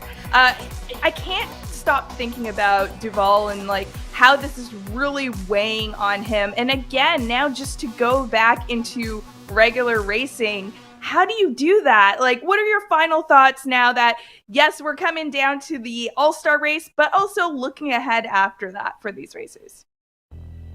Well, look, aggression wins. We saw that. It's won before. It just happened. It was unnecessary, but in this All-Star event, there's a good prize on the line. I think we'll see aggression again, and it will pay off this time if you can take making some enemies. Well, again, I think it goes back to what we talked about in the pre-race. That mentality, winning at all costs, is starting to become the norm. So I wouldn't be shocked to see it. We saw it in the Open. Don't think it'd be too much different here in the actual All-Star race. All right, well, we're going to have to see if winning at all costs does work out and who it works out for, because it is time for the All-Star race. I'm going to kick it over to our fellow Canadian, Keenan Kusan, to start the race. Welcome, everyone, to the 2022 eNASCAR iRacing All-Star Race. For the first time ever, we leave the comfort of the racetrack and take the fight into the streets of the Windy City, Chicago, Illinois. Drivers earned their way into tonight's main event by being a race winner or pole sitter in the 2021 eNASCAR Coca-Cola iRacing Series, being a former eNASCAR champion, or fighting their way in through the All-Star Open. Ladies and gentlemen, the time for talk is over. These are your eNASCAR iRacing All-Stars. A powerhouse with an eNASCAR competition. Hailing from Cape Coral, Florida, driving the Joe Gibbs Racing number 51 Toyota, it is four-time Ray Alfala. Straight out of Houston, Texas in the 48 Charlotte Phoenix Toyota, trying to strike out the competition, it is Graham Bolin. From Biloxi, Mississippi, suited and booted for one last time, welcome back for his swan song in eNASCAR, it's Bob Bryant. He can drive anything, but will that pay off in the streets of Chicago? In the number 75 Ford Mustang for Mode Motorsports representing Darien, Illinois, it is Matt Busa. His Mode Motorsports teammate in the number 24 Mustang returning to the All-Star race this year from Myerstown, Pennsylvania, it is Cody Bias. For William Byron Esports, hailing from Concord, North Carolina, and the leader of Clamp Nation in the number 97 Chevrolet, it is Logan Clampett. From the heart of NASCAR country in Concord, North Carolina, a former champion and two-time winner this season in the number 8 Junior Motorsports Chevrolet, Michael Conti. From Temecula, California, but living in Germany, winning in just about everything there is and trying to add All-Star to that list in the number 23 2311 Toyota Camry, it's Mitchell DeYoung. From Winston-Salem, North Carolina, flying the Team Dillon Esports flag in the number 33 Chevrolet, it's Taylor Hurst. Driving the number 95 XZ Chevrolet Camaro out of Matthews, North Carolina, coming off one of the best finishes in eNASCAR history, Kurt Chu, it's points leader Casey Kerwin. Straight from Twitch to your living room with one of the best smiles in sim racing, driving the number 88 Junior Motorsports Chevrolet from Manchester, Tennessee, it's eNASCAR rookie Brian LaPrade. Last year's champion trying to be this year's All-Star, driving the number 45 2311 Toyota Camry from the shores of Halifax, Nova Scotia, it's the weatherman Keegan Leahy. Driving the legendary 21 for Wood Brothers Racing and representing Gastonia, North Carolina. With a win earlier this season, it's Garrett Lowe. Repping the set in the number 4 XZ Chevrolet Camaro from Cypress, Texas, it's 2017 champion flying Ryan Luza. Rise Esports Zone, driving the number 46 Chevrolet out of Midland, North Carolina. Last year's winner and trying to make it two-time, it's Jimmy Mullis. Driving the number 79 Clint Boyer Racing Ford from Revere, Massachusetts, scoring his first ever eNASCAR win in our season opener Daytona, it's Femi Olatunbosun. An eNASCAR veteran 2020 champion trying to add to his 2 wins this season in the number 25 William Byron Esports Chevrolet from Claremont, North Carolina, it's the Audi boss, Nick Ottinger. From Temecula, California, the number 19 Toyota Camry trying to take Williams Esports to the winner's circle tonight, it's Vicente Salas. In the number 10 Ford Mustang for Stuart Haas Racing and from Cedar Rapids, Iowa. With newfound confidence and 2 wins this season thus far, it's Steven Wilson. From Fresno, California, driving the Joe Gibbs Racing number 18 Toyota, looking to put his road racing experience to the test, it's Bobby Zelensky. Having survived the brawl of the All-Star Open, these 5 drivers fought their way into tonight's main event on the streets of Chicago. Carrying the number 6 for Roush Fenway Keselowski Racing, trying to translate his real-life experience into a win on the city streets tonight in his Mustang from Rylander, Wisconsin, it's Parker Retzlaff. Translating a strong showing in the contender season to a strong season thus far, the number 15 Jim Beaver Esports Mustang, trying to find victory lane from Houston, Texas tonight, it's Blake Reynolds. In the number 36 Letarte Esports Chevrolet, hailing from North Caldwell, New Jersey, trying to jet into victory lane tonight, it's eNASCAR rookie Dr. Bob Brian Mercurio. Trying to use his iRacing Rallycross experience here tonight in Chicago from Powhatan, Virginia, in the number 31 for Elliott Sadler Esports, it's Garrett Maines. From Sacramento, California, and driving the number 40 Letarte Esports Camaro, taking to the streets of Chicago and taking part in his very first All-Star event, it's rookie Dylan Alt.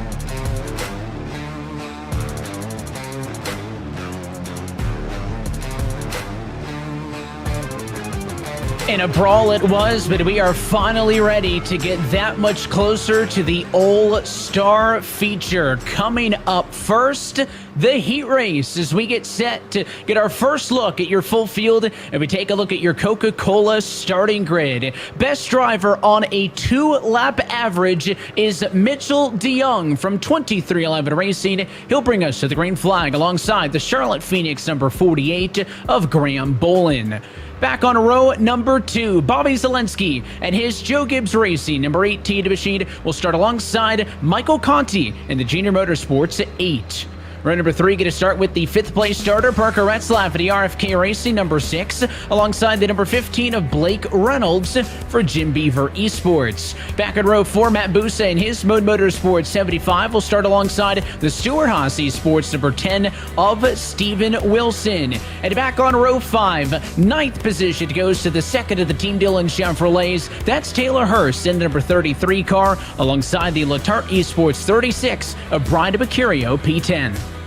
Starting in 11th will be Cody Bias from Mode Motorsports, and Bob Bryant will be starting in 12th. He does not represent a team out here. Again, a driver that has not competed in eNASCAR Coca-Cola competition this season. Vicente Salas, the final driver to put down a time in 13th. And then the following drivers, Evan, like you mentioned, this is a 2-lap average, so you imagine they probably encountered an incident point, scraped the wall or something. They did not put down a qualifying time. 14th for XZ Gaming is Casey Kerwin. And then, of course, you have a couple of our open drivers mixed in as well. Garrett Maines did not make a time, neither did Nick Ottinger.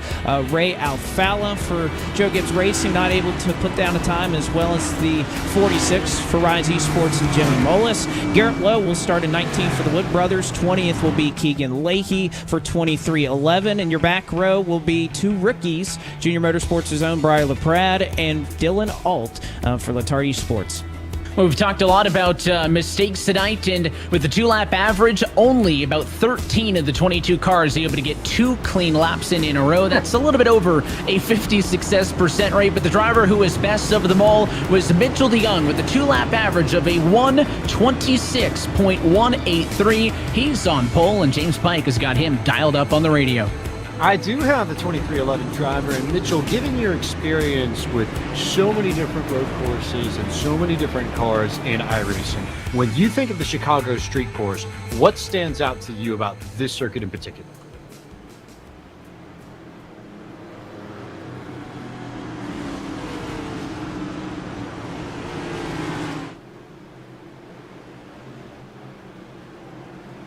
Damage, that's going to be the key. Luckily, we did that in qualifying already, not to invalidate the lap. So hopefully we can do that for another 8 more, and then another 16 more, ideally, in the final. Any strategy that you have based upon what you saw in the open race? Anything in particular that may have changed based off that, or are we just same old here? I'll be honest, I didn't actually watch it because I was practicing qualifying, but I imagine it's going to be, you know, we just go as fast as we can here. I think we just go for the win. I know there's an invert coming up for the feature, but, you know, we just race hard, and hopefully in the final we can get ourselves where we need to be if we finish this race well. Certainly one of the favorites to be a front runner and potentially win this All-Star race is Mitchell DeYoung. Well, we learned very quickly in the open as well that track position is very key, and DeYoung's got a whole lot of that from the front row of this one. Blake, a big takeaway for this heat race is an invert that will affect the feature. We'll flip around the top 8. Well, exactly, Evan, and if you've ever, been out to your local short track on a Saturday night, every once in a while you'll see some drivers that aren't able to get the win. They'll kind of play the invert a little bit. They'll start falling back. Interested to see here. I know there's tight confines here. It's hard to go too wide throughout this course, but I wonder if you're running 5th, 6th, 7th, maybe that last lap, maybe you just take it real easy and maybe fall back into that where maybe you'll be on the front row when we get this thing rolling. We'll see how they strike a balance as we get set to start off the feature part of the night with the All-Star Heat Race. Pace car going to pull off and away, and Mitchell DeYoung going to have the inside in that tricky run down to turn number 1. Green flag in the air. We're racing for the heat race in Chicago. DeYoung is clear for first. Here comes the challenge for second. Do they make it through turn 1? Ooh. Looks like Leahy didn't. He scrapes the wall. Maines tried to throw it up the middle 4 wide, but they somehow keep it rolling. Casey Kerwin was almost involved in that as well, but it looks like so far so good through the opening set of corners. A little bit of contact, but so far so good. About twice as many cars in this feature, Alan, as what we saw in the open. So the lack of real estate has only been amplified as we move to this heat race. Yeah, and you can see it through these tight corners, just trying to get a pass, trying to do whatever you can. We're looking, that was Garrett Maines we were seeing there. We know he has experience. We know he will be a little aggressive as he tries to move his way through the field after advancing from the open. But look, I think those 12 laps in the open, they will pay off for some of these drivers as we go around the field and up front. Track position, meaning everything out here. Look at Mitchell DeYoung just driving away. That's why it's a little interesting. He said he didn't watch the open. Maybe he should have in terms of knowing how vital the track position will be for the feature, because if he wins this, he's got to start in 8th, and getting from 8th to 1st is going to be tough. This is a tight track. This is tough to pass because you have to pick your opportunities. I think we learned so much in the open. Maybe Mitchell should have been watching that, guys.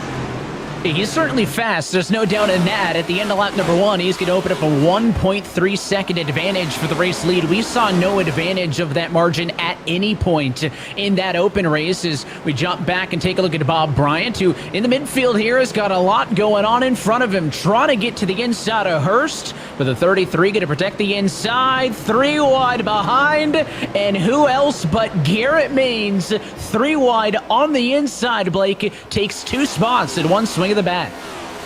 Well, that's the benefit of being aggressive, right? If you can make it work, it's great. It's wonderful. You make up a ton of spots as you right along there. You can see Bob Bryant was on the outside of that. Didn't quite make that work as he's trying to, I'm sure, get caught back up to Coke Series speed here in these opening couple of laps. One car spun around in the back. I believe that was Dylan Alt who went around as he'll try to get the nose of his car pointed in the right direction.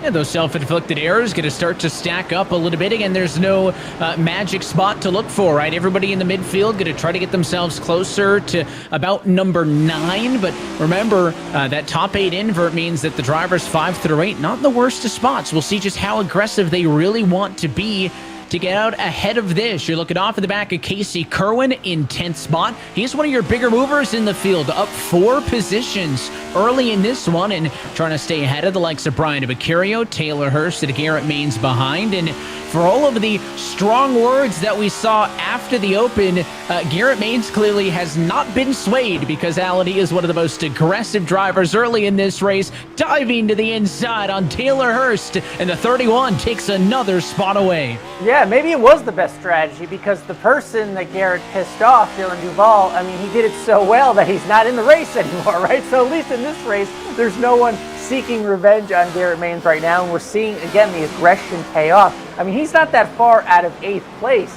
You finish 8th in this race, suddenly you're on the pole for the feature. So that's going to be interesting if Garrett can keep doing that, and you wonder how much of that experience from the Open is really paying off, because those first few laps for Garrett Maines weren't the best, but as that race went on, he got better and better getting, around these technical turns, staying off the wall. That kind of stuff is going to be so important, especially if he can get up to this 8th place spot and see what he can do in the feature. But he's got to get there first. But the aggression is paying off as he goes, pass by pass and position by position. God, and just seeing this view out the car like this, and you just notice how tight it is around all these corners. It's impressive you make any pass, honestly.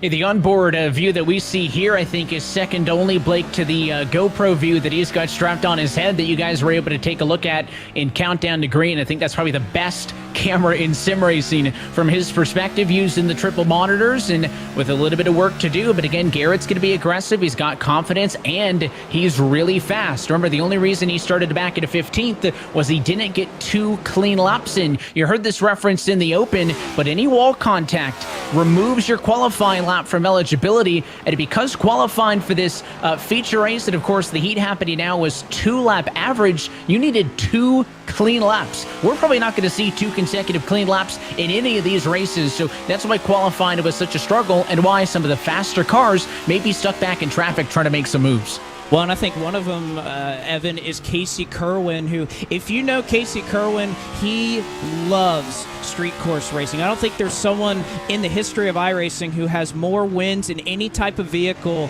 at Long Beach. He loves that course, so no shocker to see him. Started in 14th, wasn't able to get that qualifying lap down, but has moved forward into the 9th position. No shock to see him do well. He has a lot of experience with street course racing and all different types of cars, and I think Chicago translates pretty well from Long Beach. I mean, the tight corners, you have these long sweeping corners as well, heavy braking zones, as you often do at street courses, but this is kind of right up his alley, and might even move right up into that invert to where maybe he might be on the pole in a couple laps.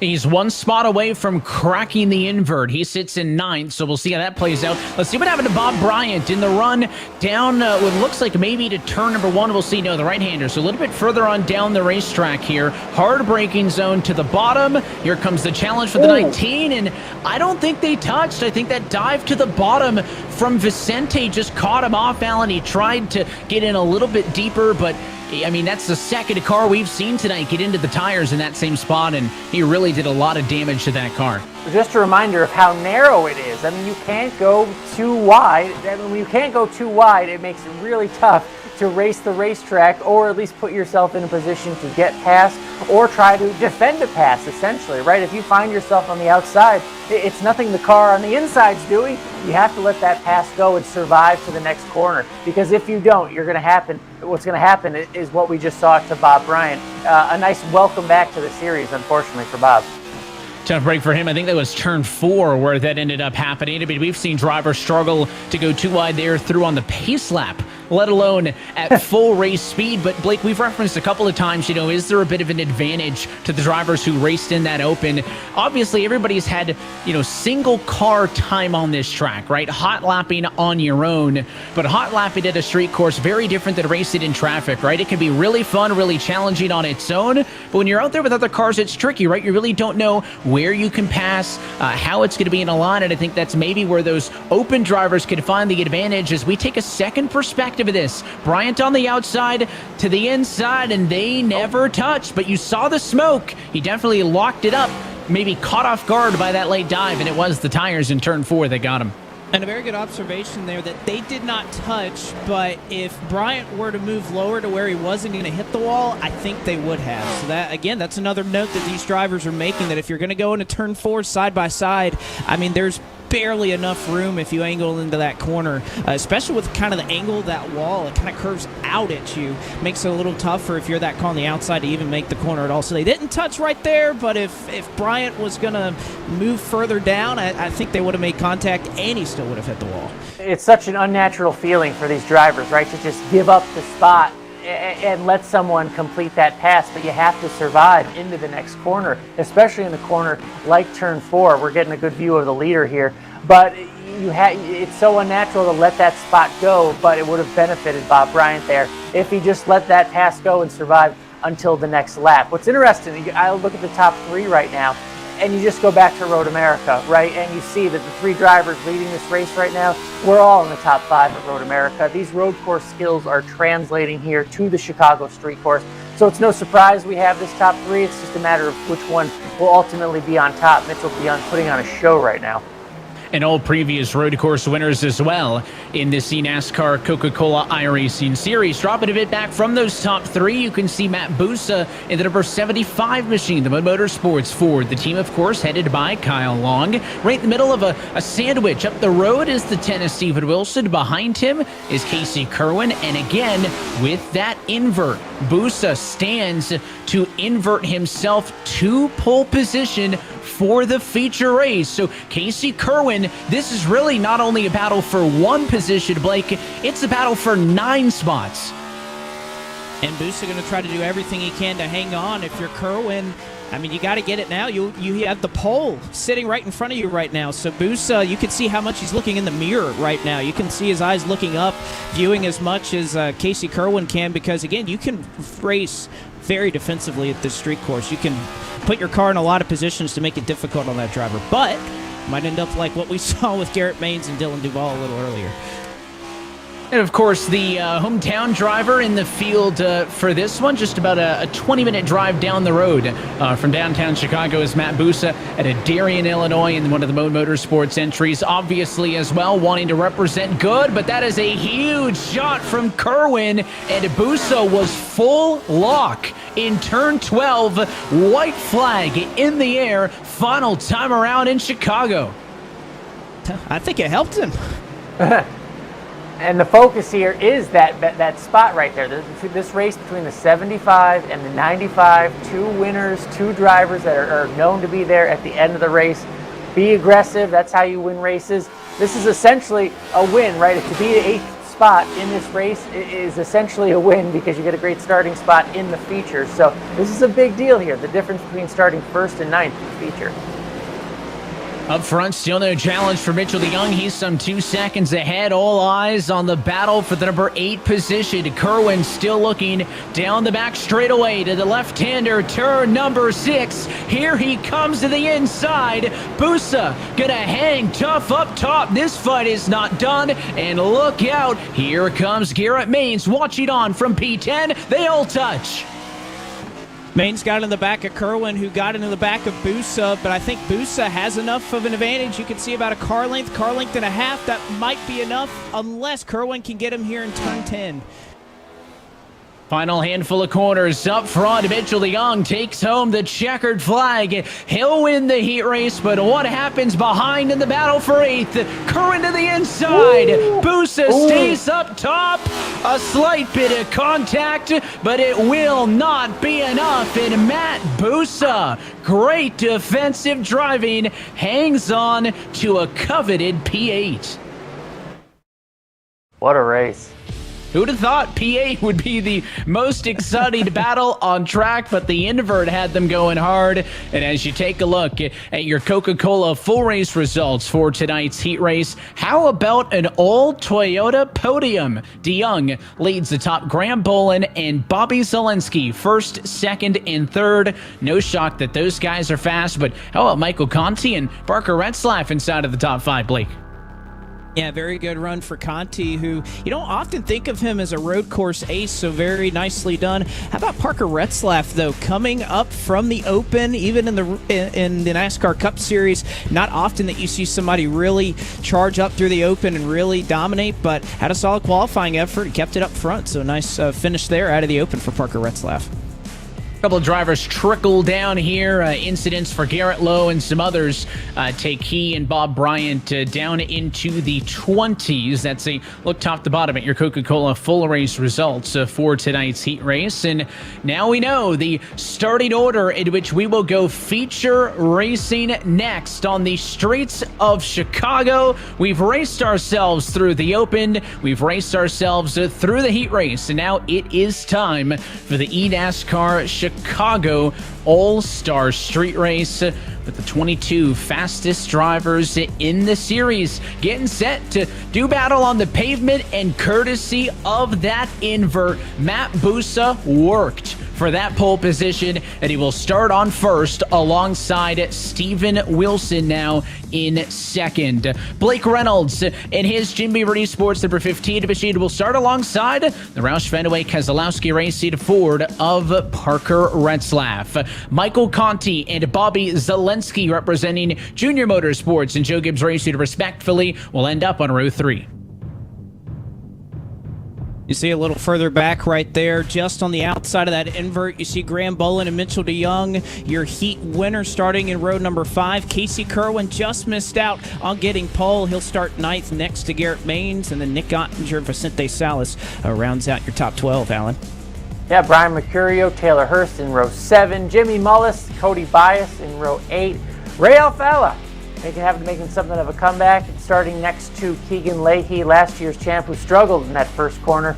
Briar LaPrade, Dylan Alt in row 10. Bob Bryant, the comeback kid, starting in row 11. Maybe he can have a better day starting next to Garrett Lowe back there. But look who's on the front row, guys. I think there must be some collusion with Camille, because look what happened. The only winner at a road course this year, or the previous one, Steven Wilson, on the front row. I think he could drive away with this. We know he's got the skills, and now he's on the front row. What a situation. Funny how that works, right? The talented and fast drivers, no matter what the format, they are always going to find their way towards the front. And there is no more bubble. There is no more invert. We are ready to go racing, Blake. 16 laps on deck for this feature race. Certainly so, Evan, as we take a look at our ASUS race analysis here for this all-star race. 16 laps. We will have a competition caution on lap 11. You can see right there down to the main race, 16 laps. We will have a comp yellow on lap 11 to settle things out. And, of course, Evan, that creates a lot of strategy. Do you take tires? Do you take fuel if you're further back in the field? A lot can happen with that competition yellow, and then that'll set up a 3-lap dash to the finish. Should be pretty exciting. I think grouping them up as well, Alan's going to give some of those midfield drivers a chance, right? You can focus on getting maybe a couple of spots early, and then you'll get another look in the second half. Well, all that work that Mitchell DeYoung did winning that race, look who's starting behind him, the ever-aggressive Garrett Maines. So, I mean, I'm more wondering what could happen in these first few laps, because you got to be aggressive. The restarts are the best places to make up positions, especially early. We know at least one other restart is coming, so if there's only 2 great opportunities, you got to do it now. And you have Garrett Maines starting behind Mitchell DeYoung, and Mitchell's going to have to be aggressive himself right away. and not get too much damage, but also make sure you get the positions you need right away at the start, because they're going to be hard to come by coming from 8th. So both in front and behind, it's going to be a challenge for these cars in the middle. It's time to go feature racing. Matt Busa in control as we say, let's go street racing in Chicago. High speed, then high braking zone into turn number 1, side by side from 4th on back.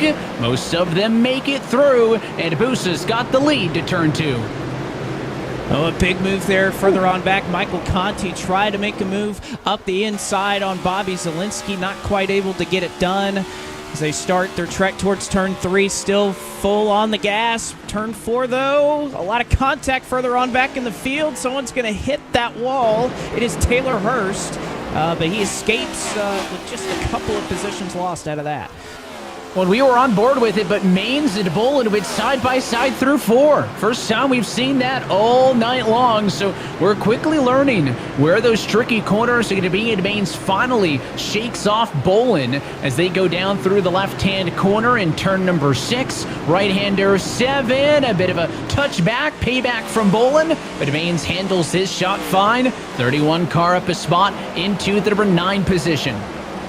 We know Maines has speed, and what I'm really interested in is to see who follows Mitchell DeYoung through the field, because that may be the smartest strategy if you want to get through there clean. Let Mitchell do all the work. We know he's got the car. We know he's got the skills.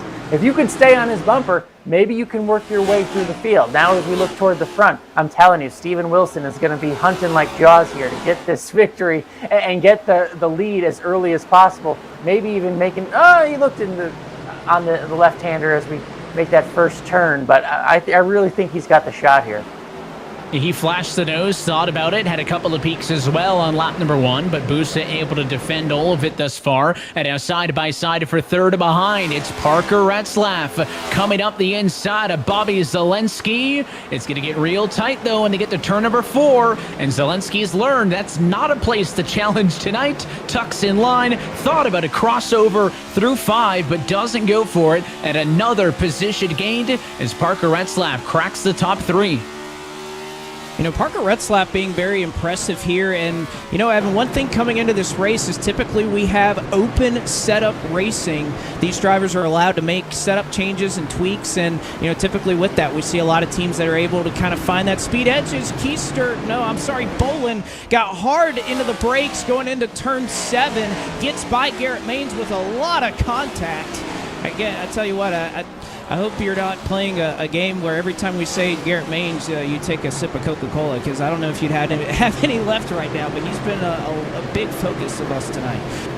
A big focus. He's been in all the storylines, but the one undeniable fact is he's fast and he drives that car 110% lap by lap. 2 laps down, still 14 to go on the streets of Chicago. Busa's led the opening 2 thus far, and in fact, those top 2 pulling away from the action that we're watching here. It's Conti a little bit sideways off of turn number 1. That's going to allow Mitchell DeYoung to close the gap up. Remember, Mitchell DeYoung waxed the field in that heat race, pulled way out to a 2+ second advantage for the win, but the invert got him kicked back to P8. He's already made up a single spot, passing Graham Bolin a little bit earlier. And Conti completely misses turn 4, and he will take Mitchell DeYoung with him. And that was self-inflicted. He just flat out missed it, no contact, got really loose into turn 4 and just lost it. So 2 of the fastest cars gone in the blink of an eye, and up at the front of the field, Wilson pouncing for the race lead, trying to get to Matt Busa. He'll give him a shot into turn number 8. Now they'll swing through the sweeping left-hander, through Congress Plaza Drive, right-hand turn number 10, then 2 more 90-degree corners right here, 11. They're going to go up and then down the hill, hard braking zone into 12, and then back to the start-finish straight, and that advantage for the top 2 guys quickly being erased. They had pulled 2 seconds ahead of everybody else, but last lap, Bobby Zielinski was able to get around Parker Retzlaff, and now he is breathing down their necks. He was the fastest car on track last lap.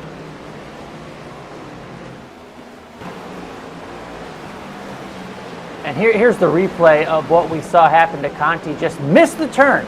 missed the turn on his own. First time we've seen that throughout the night, but also collecting Mitchell DeYoung. And here's another battle for the lead. Steven Wilson just waiting on a mistake from Matt Busa, trying to go on the outside. Not much room out there. That's the first mistake we've seen Steven Wilson really make throughout the night. Taps the wall. And now we see what happens. Steven Wilson still there, sitting in second, waiting on Busa to make a mistake. These little mistakes on such a small, thin track are really just exploiting themselves, if you will, because one little mistake leads to a position loss or even something worse. That's where all that nose flashing comes in, right, Blake? I mean, you're sticking a nose out. We've seen so many drivers make it look like they're going to go up the inside of somebody and then don't. They're just trying to plant that seed of doubt and distract the driver in front of them. If they're spending time and looking in the rear view, thinking about, is this guy behind me going to drive up my inside? They're not focusing on hitting their braking point, and you got to wonder, DeYoung was quick. He was pressuring Conti. Did he distract him a little bit there? That's going to be happening in all of these battles. Of course, if you're enjoying the action tonight and want to stay up to date with the latest news and updates from the world of eNASCAR, then sign up today by scanning the QR code in the bottom right-hand corner of your screen and stay up to date with iRacing, the official simulation partner of NASCAR.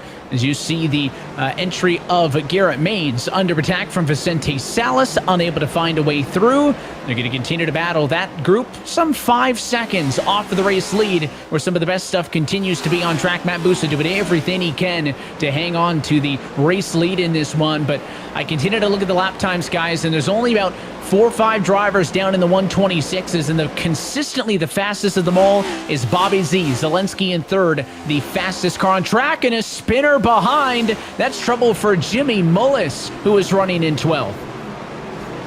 Again, another self-spin, no contact. He's able to roll and doesn't even damage his car. So he was spun in a really precarious spot right there. And Evan, that's one thing that I've just really thought about watching this race is what this is going to be like in real life for these spotters. How many spotters you're going to have around this racetrack, not only to call out wrecks, but the line of vision. There's so many buildings, there's trees, there's just so many blocked off parts where you can only see small sections of the track at one given time. So I can only think, even for these virtual spotters, you can get in the sim and have a little far chase view on it, so you're not going to have to worry about it. But in real life, it's going to be really tough.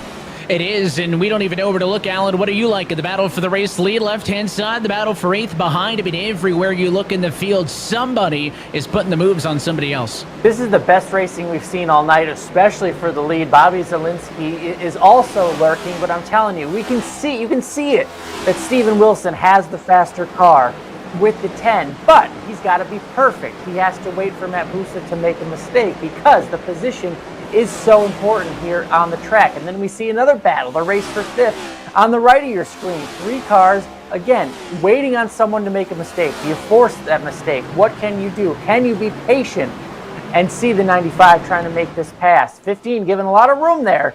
We haven't seen a lot of drivers doing the give and take, but that's been the smarter approach. Again, another battle for the lead. 3-way battle for the lead, Evan. And it might continue to close in if these leaders hold each other up. Parker Retzlaff is not that far behind either. The 6 wants to join the fun and make it a 4-way battle for the race lead. More than halfway towards that comp yellow, which will come around lap number 11. Right now, going to come to the end of lap number 6 of 16. In this all-star feature race, Busa has led every single lap thus far and has made probably the least amount of mistakes out of anybody tonight. He's been pretty rock solid despite all of the pressure coming from behind. And now the 3-box race lead on the right-hand side, and both the battle for 5th and the battle for 8th on the left is Garrett Maines, who has been the aggressor for most of the evening, is now dealing with the inverse. It's pressure from behind courtesy of Salas. And Salas looked to get a pretty good run there off of turn number 2, which will help down this long straightaway. Looks like Maines is going to be able to cover it, though. You can see these cars they're so similar in speed, right? And you just have to hope that those drivers in front of you make a mistake, or that you have to be bold. You have to be willing to get aggressive, get all the way out to the wall, really be aggressive under braking. And this is really going to be a great challenge for these drivers, that you really have to be willing to take those risks to go above and beyond to create that speed to try to create these passes. we'll see the aggression amp up as the laps wind down. Right now, there's no reason for Steven Wilson to be ultra aggressive, right? Wait on Matt Bussa to make a mistake, then make the pass. But to be ultra aggressive at this point, it won't pay off anything. If anything, you just make an enemy in Matt Bussa if he's still in the race after such a move like that. So Wilson just needs to bide his time. I think, again, he clearly has the faster car, but for the first time, we're seeing more pressure from behind. And that's what's going to create some of these odd scenarios, is if Bobby Zalinski is really pressuring Wilson, how long can he wait to make a move on Matt Bussa? Does it have to happen before the competition caution? That's what we have to wait and see, and we're seeing it play out right now because it's going to be a 4-car race pretty soon. He really doesn't want to go further back than second, right? Third would put him on the second row for a restart, James. That could make things difficult for him. Could potentially, as we'll slide a little bit further back and get a good look at Brian Mercurio's machine, the New Jersey native carrying the colors of the eNASCAR College iRacing Series, which arrived in the spring. College-age students got the chance to compete at Daytona, Charlotte, and Las Vegas to win some scholarship money. That returns September 20th at Homestead Miami Speedway. If you're looking at your calendars, that's in between the Coke Series playoff races at Bristol and Talladega. But there's a time attack available in the iRacing UI for college-age students to take a crack at from September 6th to 15th, and the 40 fastest drivers from that time attack will advance to the first feature race at Homestead Miami Speedway, our first race of the fall for the eNASCAR College iRacing Series powered by Star League. That broadcast you'll see here on iRacing's channels at 8 p.m. Tuesday, September 20th.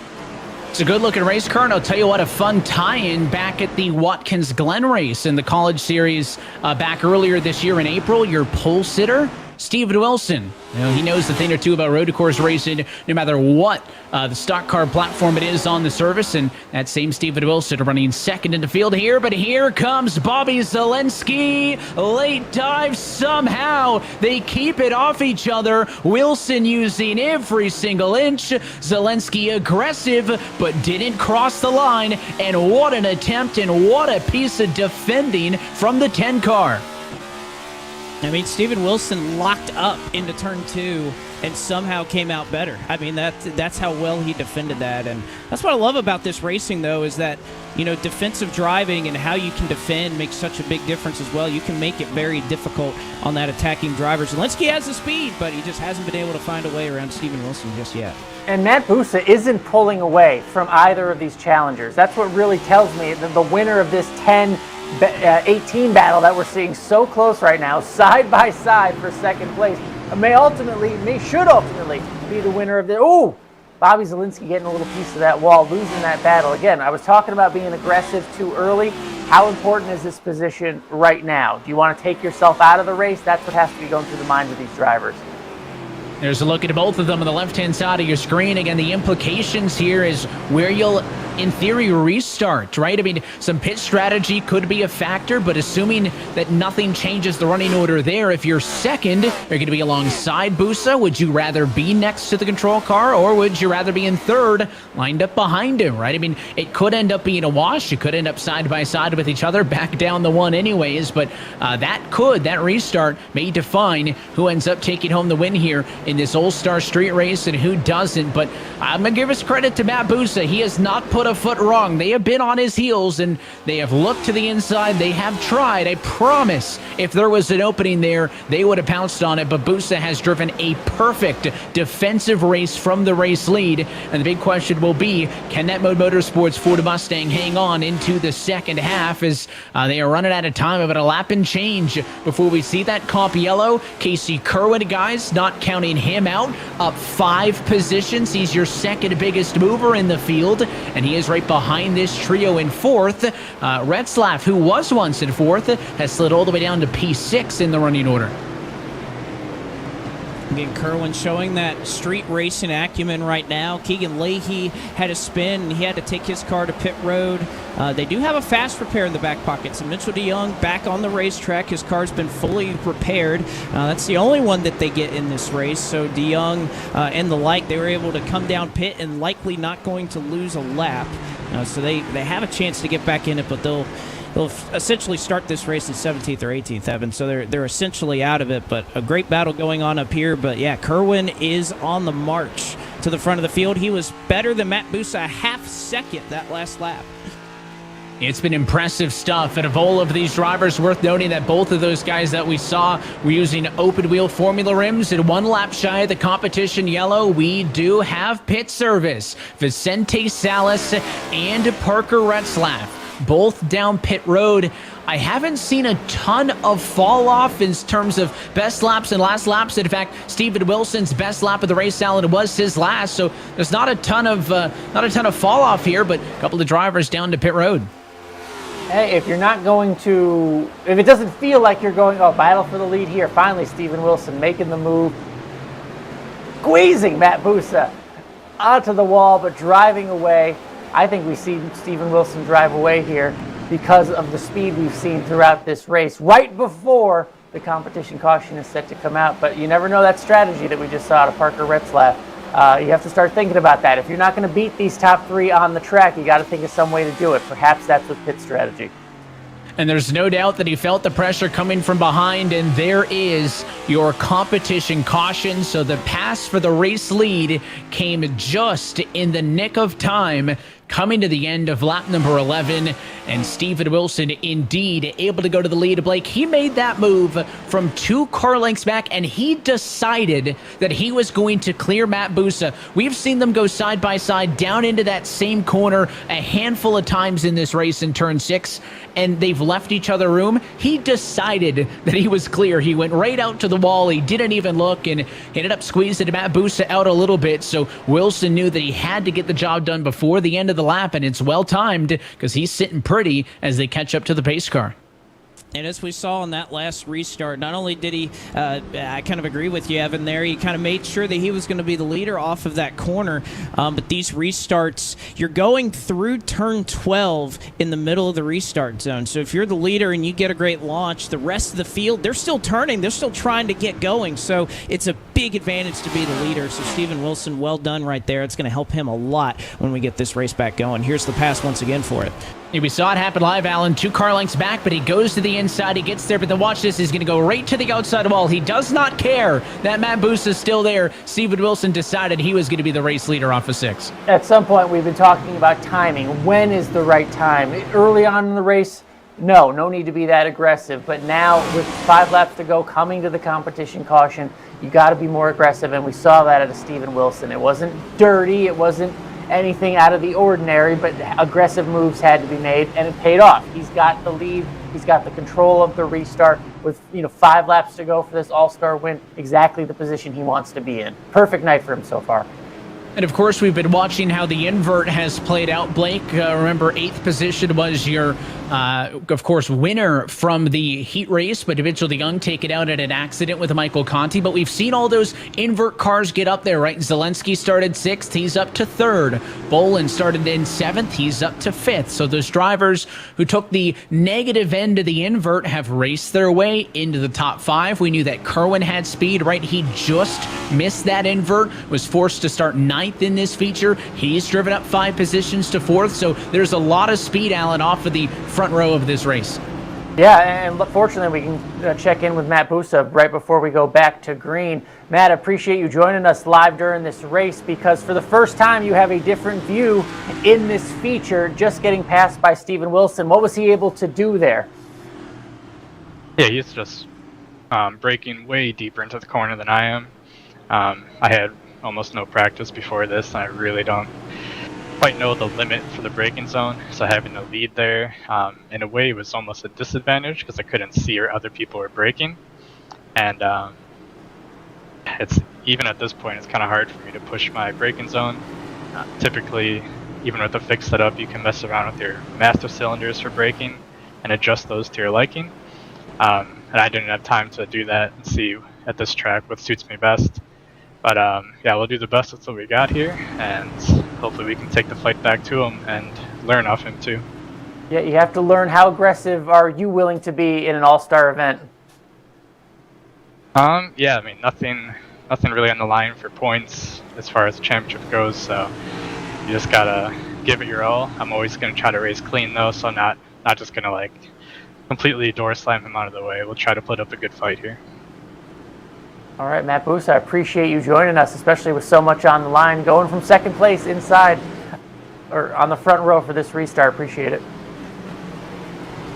Well, now, guys, we reached the point of the race where we ask ourselves, is it worth it, right? There was a bit of drama headed out of the open race. Of course, there's some NASCAR tickets and passes on the line to the race winner. But, Blake, you're the driver.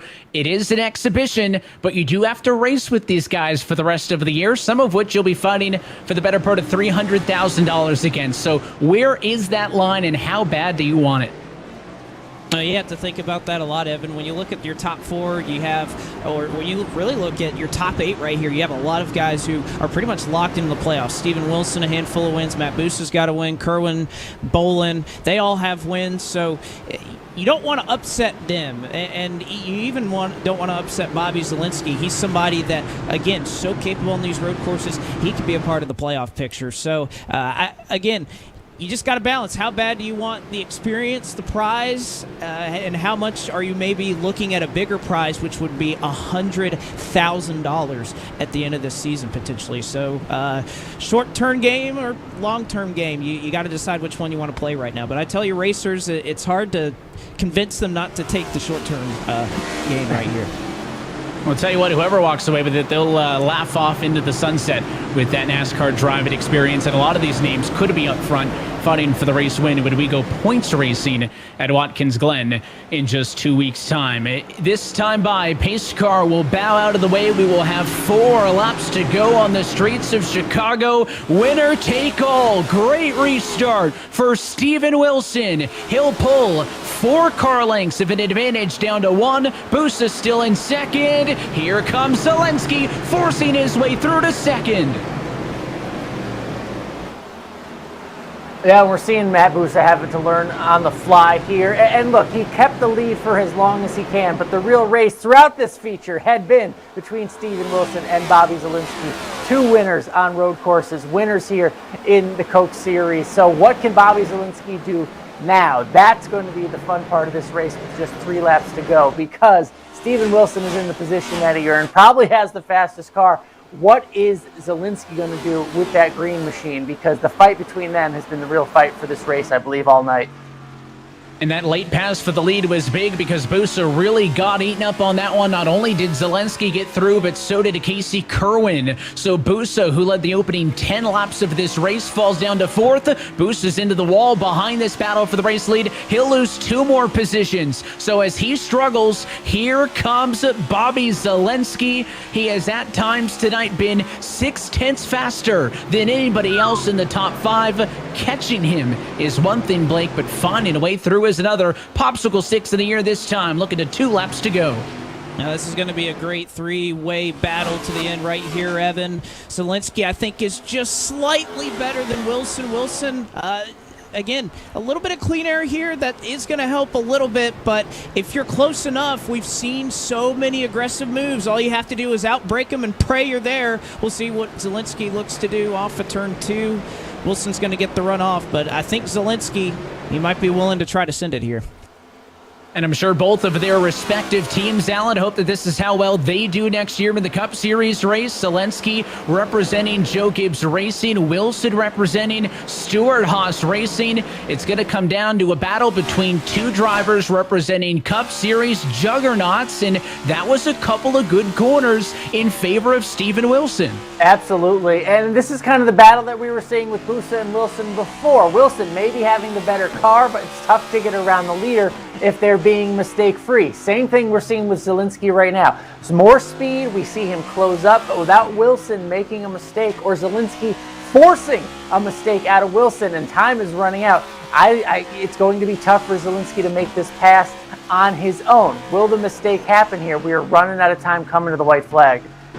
And you can see the wheel inputs much more aggressive. Bobby has that determined look on his face. Steven Wilson looks way more calm than I could ever be if I had the 18 machine behind him. But this one's going to come down to the final 2.14 miles. White flag in the air. 1 lap to go. How much ground has Zielinski made up? Because you really want to be able to try to make that pass off of turn 5. You want to be within a car length there, able to make up some ground in the braking zones. But Wilson, nice job off the corner, holds his own for now. Kerwin watches on from 3rd, Alan. That's not somebody to discredit in case your top 2 get together. We saw this 2 weeks ago. got to go full send. That dangerous turn 4 right there, running out of turns here as Bobby Zalinski comes off the corner at turn 5, trying to chase Wilson down. That gap, still a lot to manage. It's going to come down to braking on these narrow sections. How much is Zalinski willing to do? Again, an all-star event, nothing to lose. How far will he be willing to go? And is he close enough? Should he want to put the bumper to him? 2 car lengths is the difference as they head to turn number 8. One more chance here, Zalinski. He's got to get onto the brakes hard and give himself a chance in turns 10 and 11. He's close enough. Does he put the bumper to him? It's going to be a wide entry coming to turn 12. There's the bobble. Zalinski looks low. Wilson throws the block. 1 corner. 1 more bump and run. But Steven Wilson will hold off one of the very best. And Wilson wins the eNASCAR Chicago All-Star Street Race. What a block. What a block that Wilson made there. Unbelievable. Having to navigate that final corner while also blocking, that is a well-earned victory from Steven Wilson. Batted 1,000 tonight, a perfect night for him. A beautiful job, and I didn't think he was going to get to him when they came off at 10, but next thing you know, Bobby's close, Steven lights up the rear tires, he shuts the door once, and Bobby decided, all right, you're going to block me, it's fair game at that point, as the 10 gets to celebrating, and once he threw the block, Bobby squared him up, gave him a shot, and give credit to the 10 because he held on to it. This winning moment is brought to you by Coca-Cola, the official fan refreshment of eNASCAR. And let's take a look again at tonight's Coca-Cola winning moment all the way down to the final lap here on the streets of the Windy City. Seems like everybody's kind of joining in the celebration right now. Got a couple drivers burning out right now. Wilson kind of, again, they're taking that long access road around 4 and 5 at the moment.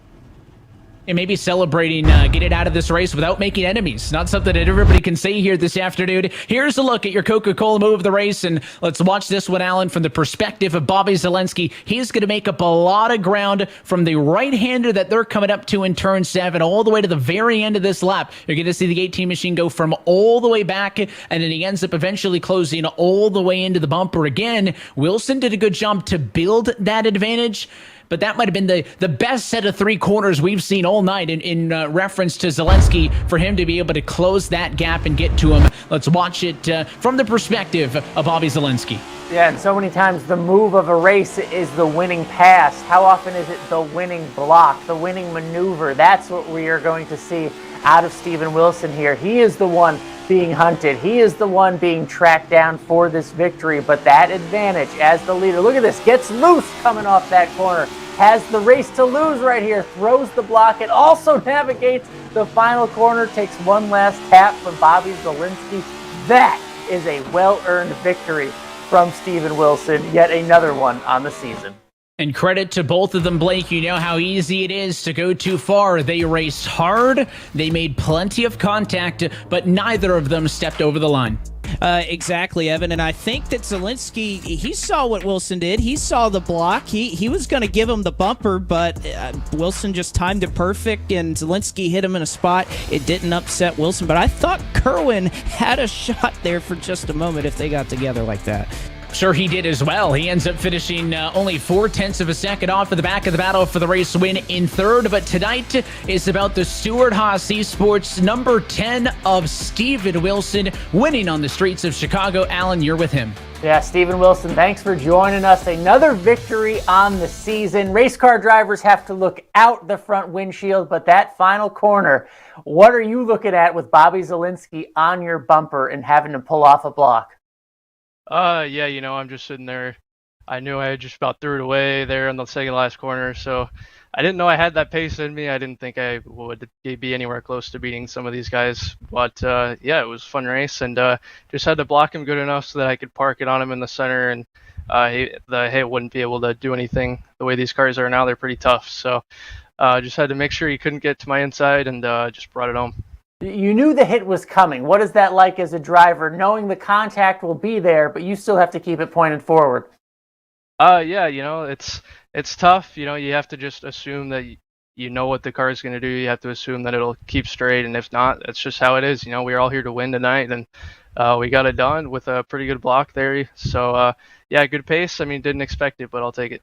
You are going to a NASCAR race with 3 of your friends. You are going to the NASCAR driving experience. How excited are you for those? Pretty excited. I didn't know about that last one, but yeah, it's pretty cool. And got to shout out all these guys. Well, it's for us guys. I was told since my teammate Dylan didn't win the race, I would shout out him and dedicate this win to him if it happens. So shout out to Dylan, and yeah, just thanks to all these guys at Suras, all the partners, and yeah, hope to get this good momentum, keep it for the rest of the season. What a night. Congratulations to Steven Wilson. Up and down night for Stewart-Haas Racing in general. Dylan Duval not getting the good end of the Open, but Steven Wilson getting the victory. Congratulations to them. What a race.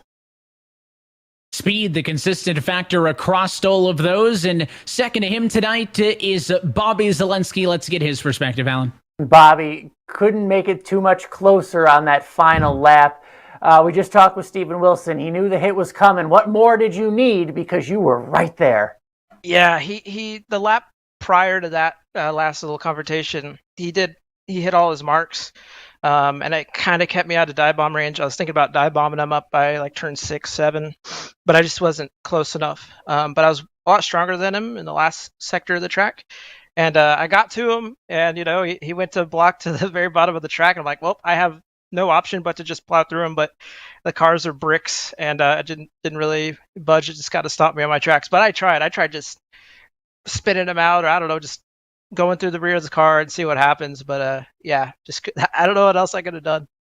We're going to see this track in real life next year, the Cup Series drivers. How do you describe how difficult this place is? Because we saw how skinny it was, how thin it was at times, how difficult it was to find places to make those passes. How do you describe the challenge that these drivers will have next year? Well, you probably saw my Interstate Batteries Toyota sending it on like Steven twice before that caution, and I sent it on Matt Busa and did him a little dirty, honestly, on the restart. That's how you have to make passes. You have to honestly make a little contact, because if you get to the inside of somebody, it's usually the opposite direction turn is next. So I went up Steven twice, but he had the inside line for the next corner, and then I'm like, ugh, especially when you try to go past in turn 1, and then you're side by side out of turn 2, like that turn 3, that really fast right-hander. Like if you're on the outside, you're going in the wall, or unless that guy is nice to you on the inside. So it's really tough. Which is why it got to make a little contact or just be a lot faster than the guy. And when you're talking about Steven and guys like Casey, Mitchell, like everyone was racing up here, we're all really close in driver ability. So it's all down to those little mistakes and seeing if you can take advantage of, which is what I tried to do to Steven at the end. But hey, I had a blast, honestly. So good job to Steven. Congratulations. Close, but nothing tonight. Congrats and good luck next week at Watkins Glen. I would go try to win that one. And of course, no surprise that even though it was a first ever for a race on the street course, it's some of the very best on the road courses in the series that are up front. As we take a look at your Coca-Cola full race results tonight, your most recent road course winner at Road America, Steven Wilson, takes home victory tonight. He'll get that set of NASCAR race tickets and an opportunity to participate in the NASCAR Drive It experience. 2/10 up on Bobby Zelensky in second. Casey Kerwin, Graham Bolin, and Garrett Maines finishing inside of the top 5. With Blake Reynolds, and Mitchell DeYoung, despite an early wreck, recovers for a P7 ahead of Brian Abacurio at 8th, Dylan Alton 9th, and Jimmy Mullis in P10. See Ray Alfala there in 11th, trying to kind of work his way up here in a non-points race. Retzlaff fell back to 12th. How about Bob Bryant? Not a driver in this series any longer, and I mean, he's beating some pretty stellar drivers. You see Nick Ottinger, Matt Busa, a couple of more drivers with the win, so not a bad return to the eNASCAR Coca-Cola iRacing series for Bob Bryant. And of course, it is going to be a huge race next time out when the road to $300,000 continues. And we head to iRacing's virtual Watkins Glen International. Graham Bolin won this race last year, Alan, but we know Zelensky, we know Wilson's going to be coming back for more with huge playoff implications on the line in 2 weeks. I'm thinking about Casey Kerwin. I'm thinking about Mitchell DeYoung, whose night got cut short with that invert. I think there's a lot of players who need victories going to Watkins Glen. It's going to be exciting. And looking forward to having you, Alan, along with Steve Letarte, joining us in the broadcast booth for that race in 2 weeks' time. But until then, that is it for us here tonight from downtown Chicago. On behalf of our entire team at iRacing NASCAR, for our partners at Coca-Cola, everybody downstairs in the production trailer, and for your broadcast team tonight. For James Pike on Pit Road, for Blake McCandless, Alan Cavana, and myself, Evan Pasoko, I want to thank you for tuning in and congratulate now a three-time winner, if you will, Steven Wilson, on his dramatic victory here tonight on the streets of Chicago. The road to $300,000 continues in 2 weeks' time on August the 16th from Watkins Glen. That race and every race of the 2022 eNASCAR Coca-Cola iRacing Series can be found exclusively streaming at eNASCAR.com/live. Until next time, good night from the Windy City, where it's Steven Wilson on top again.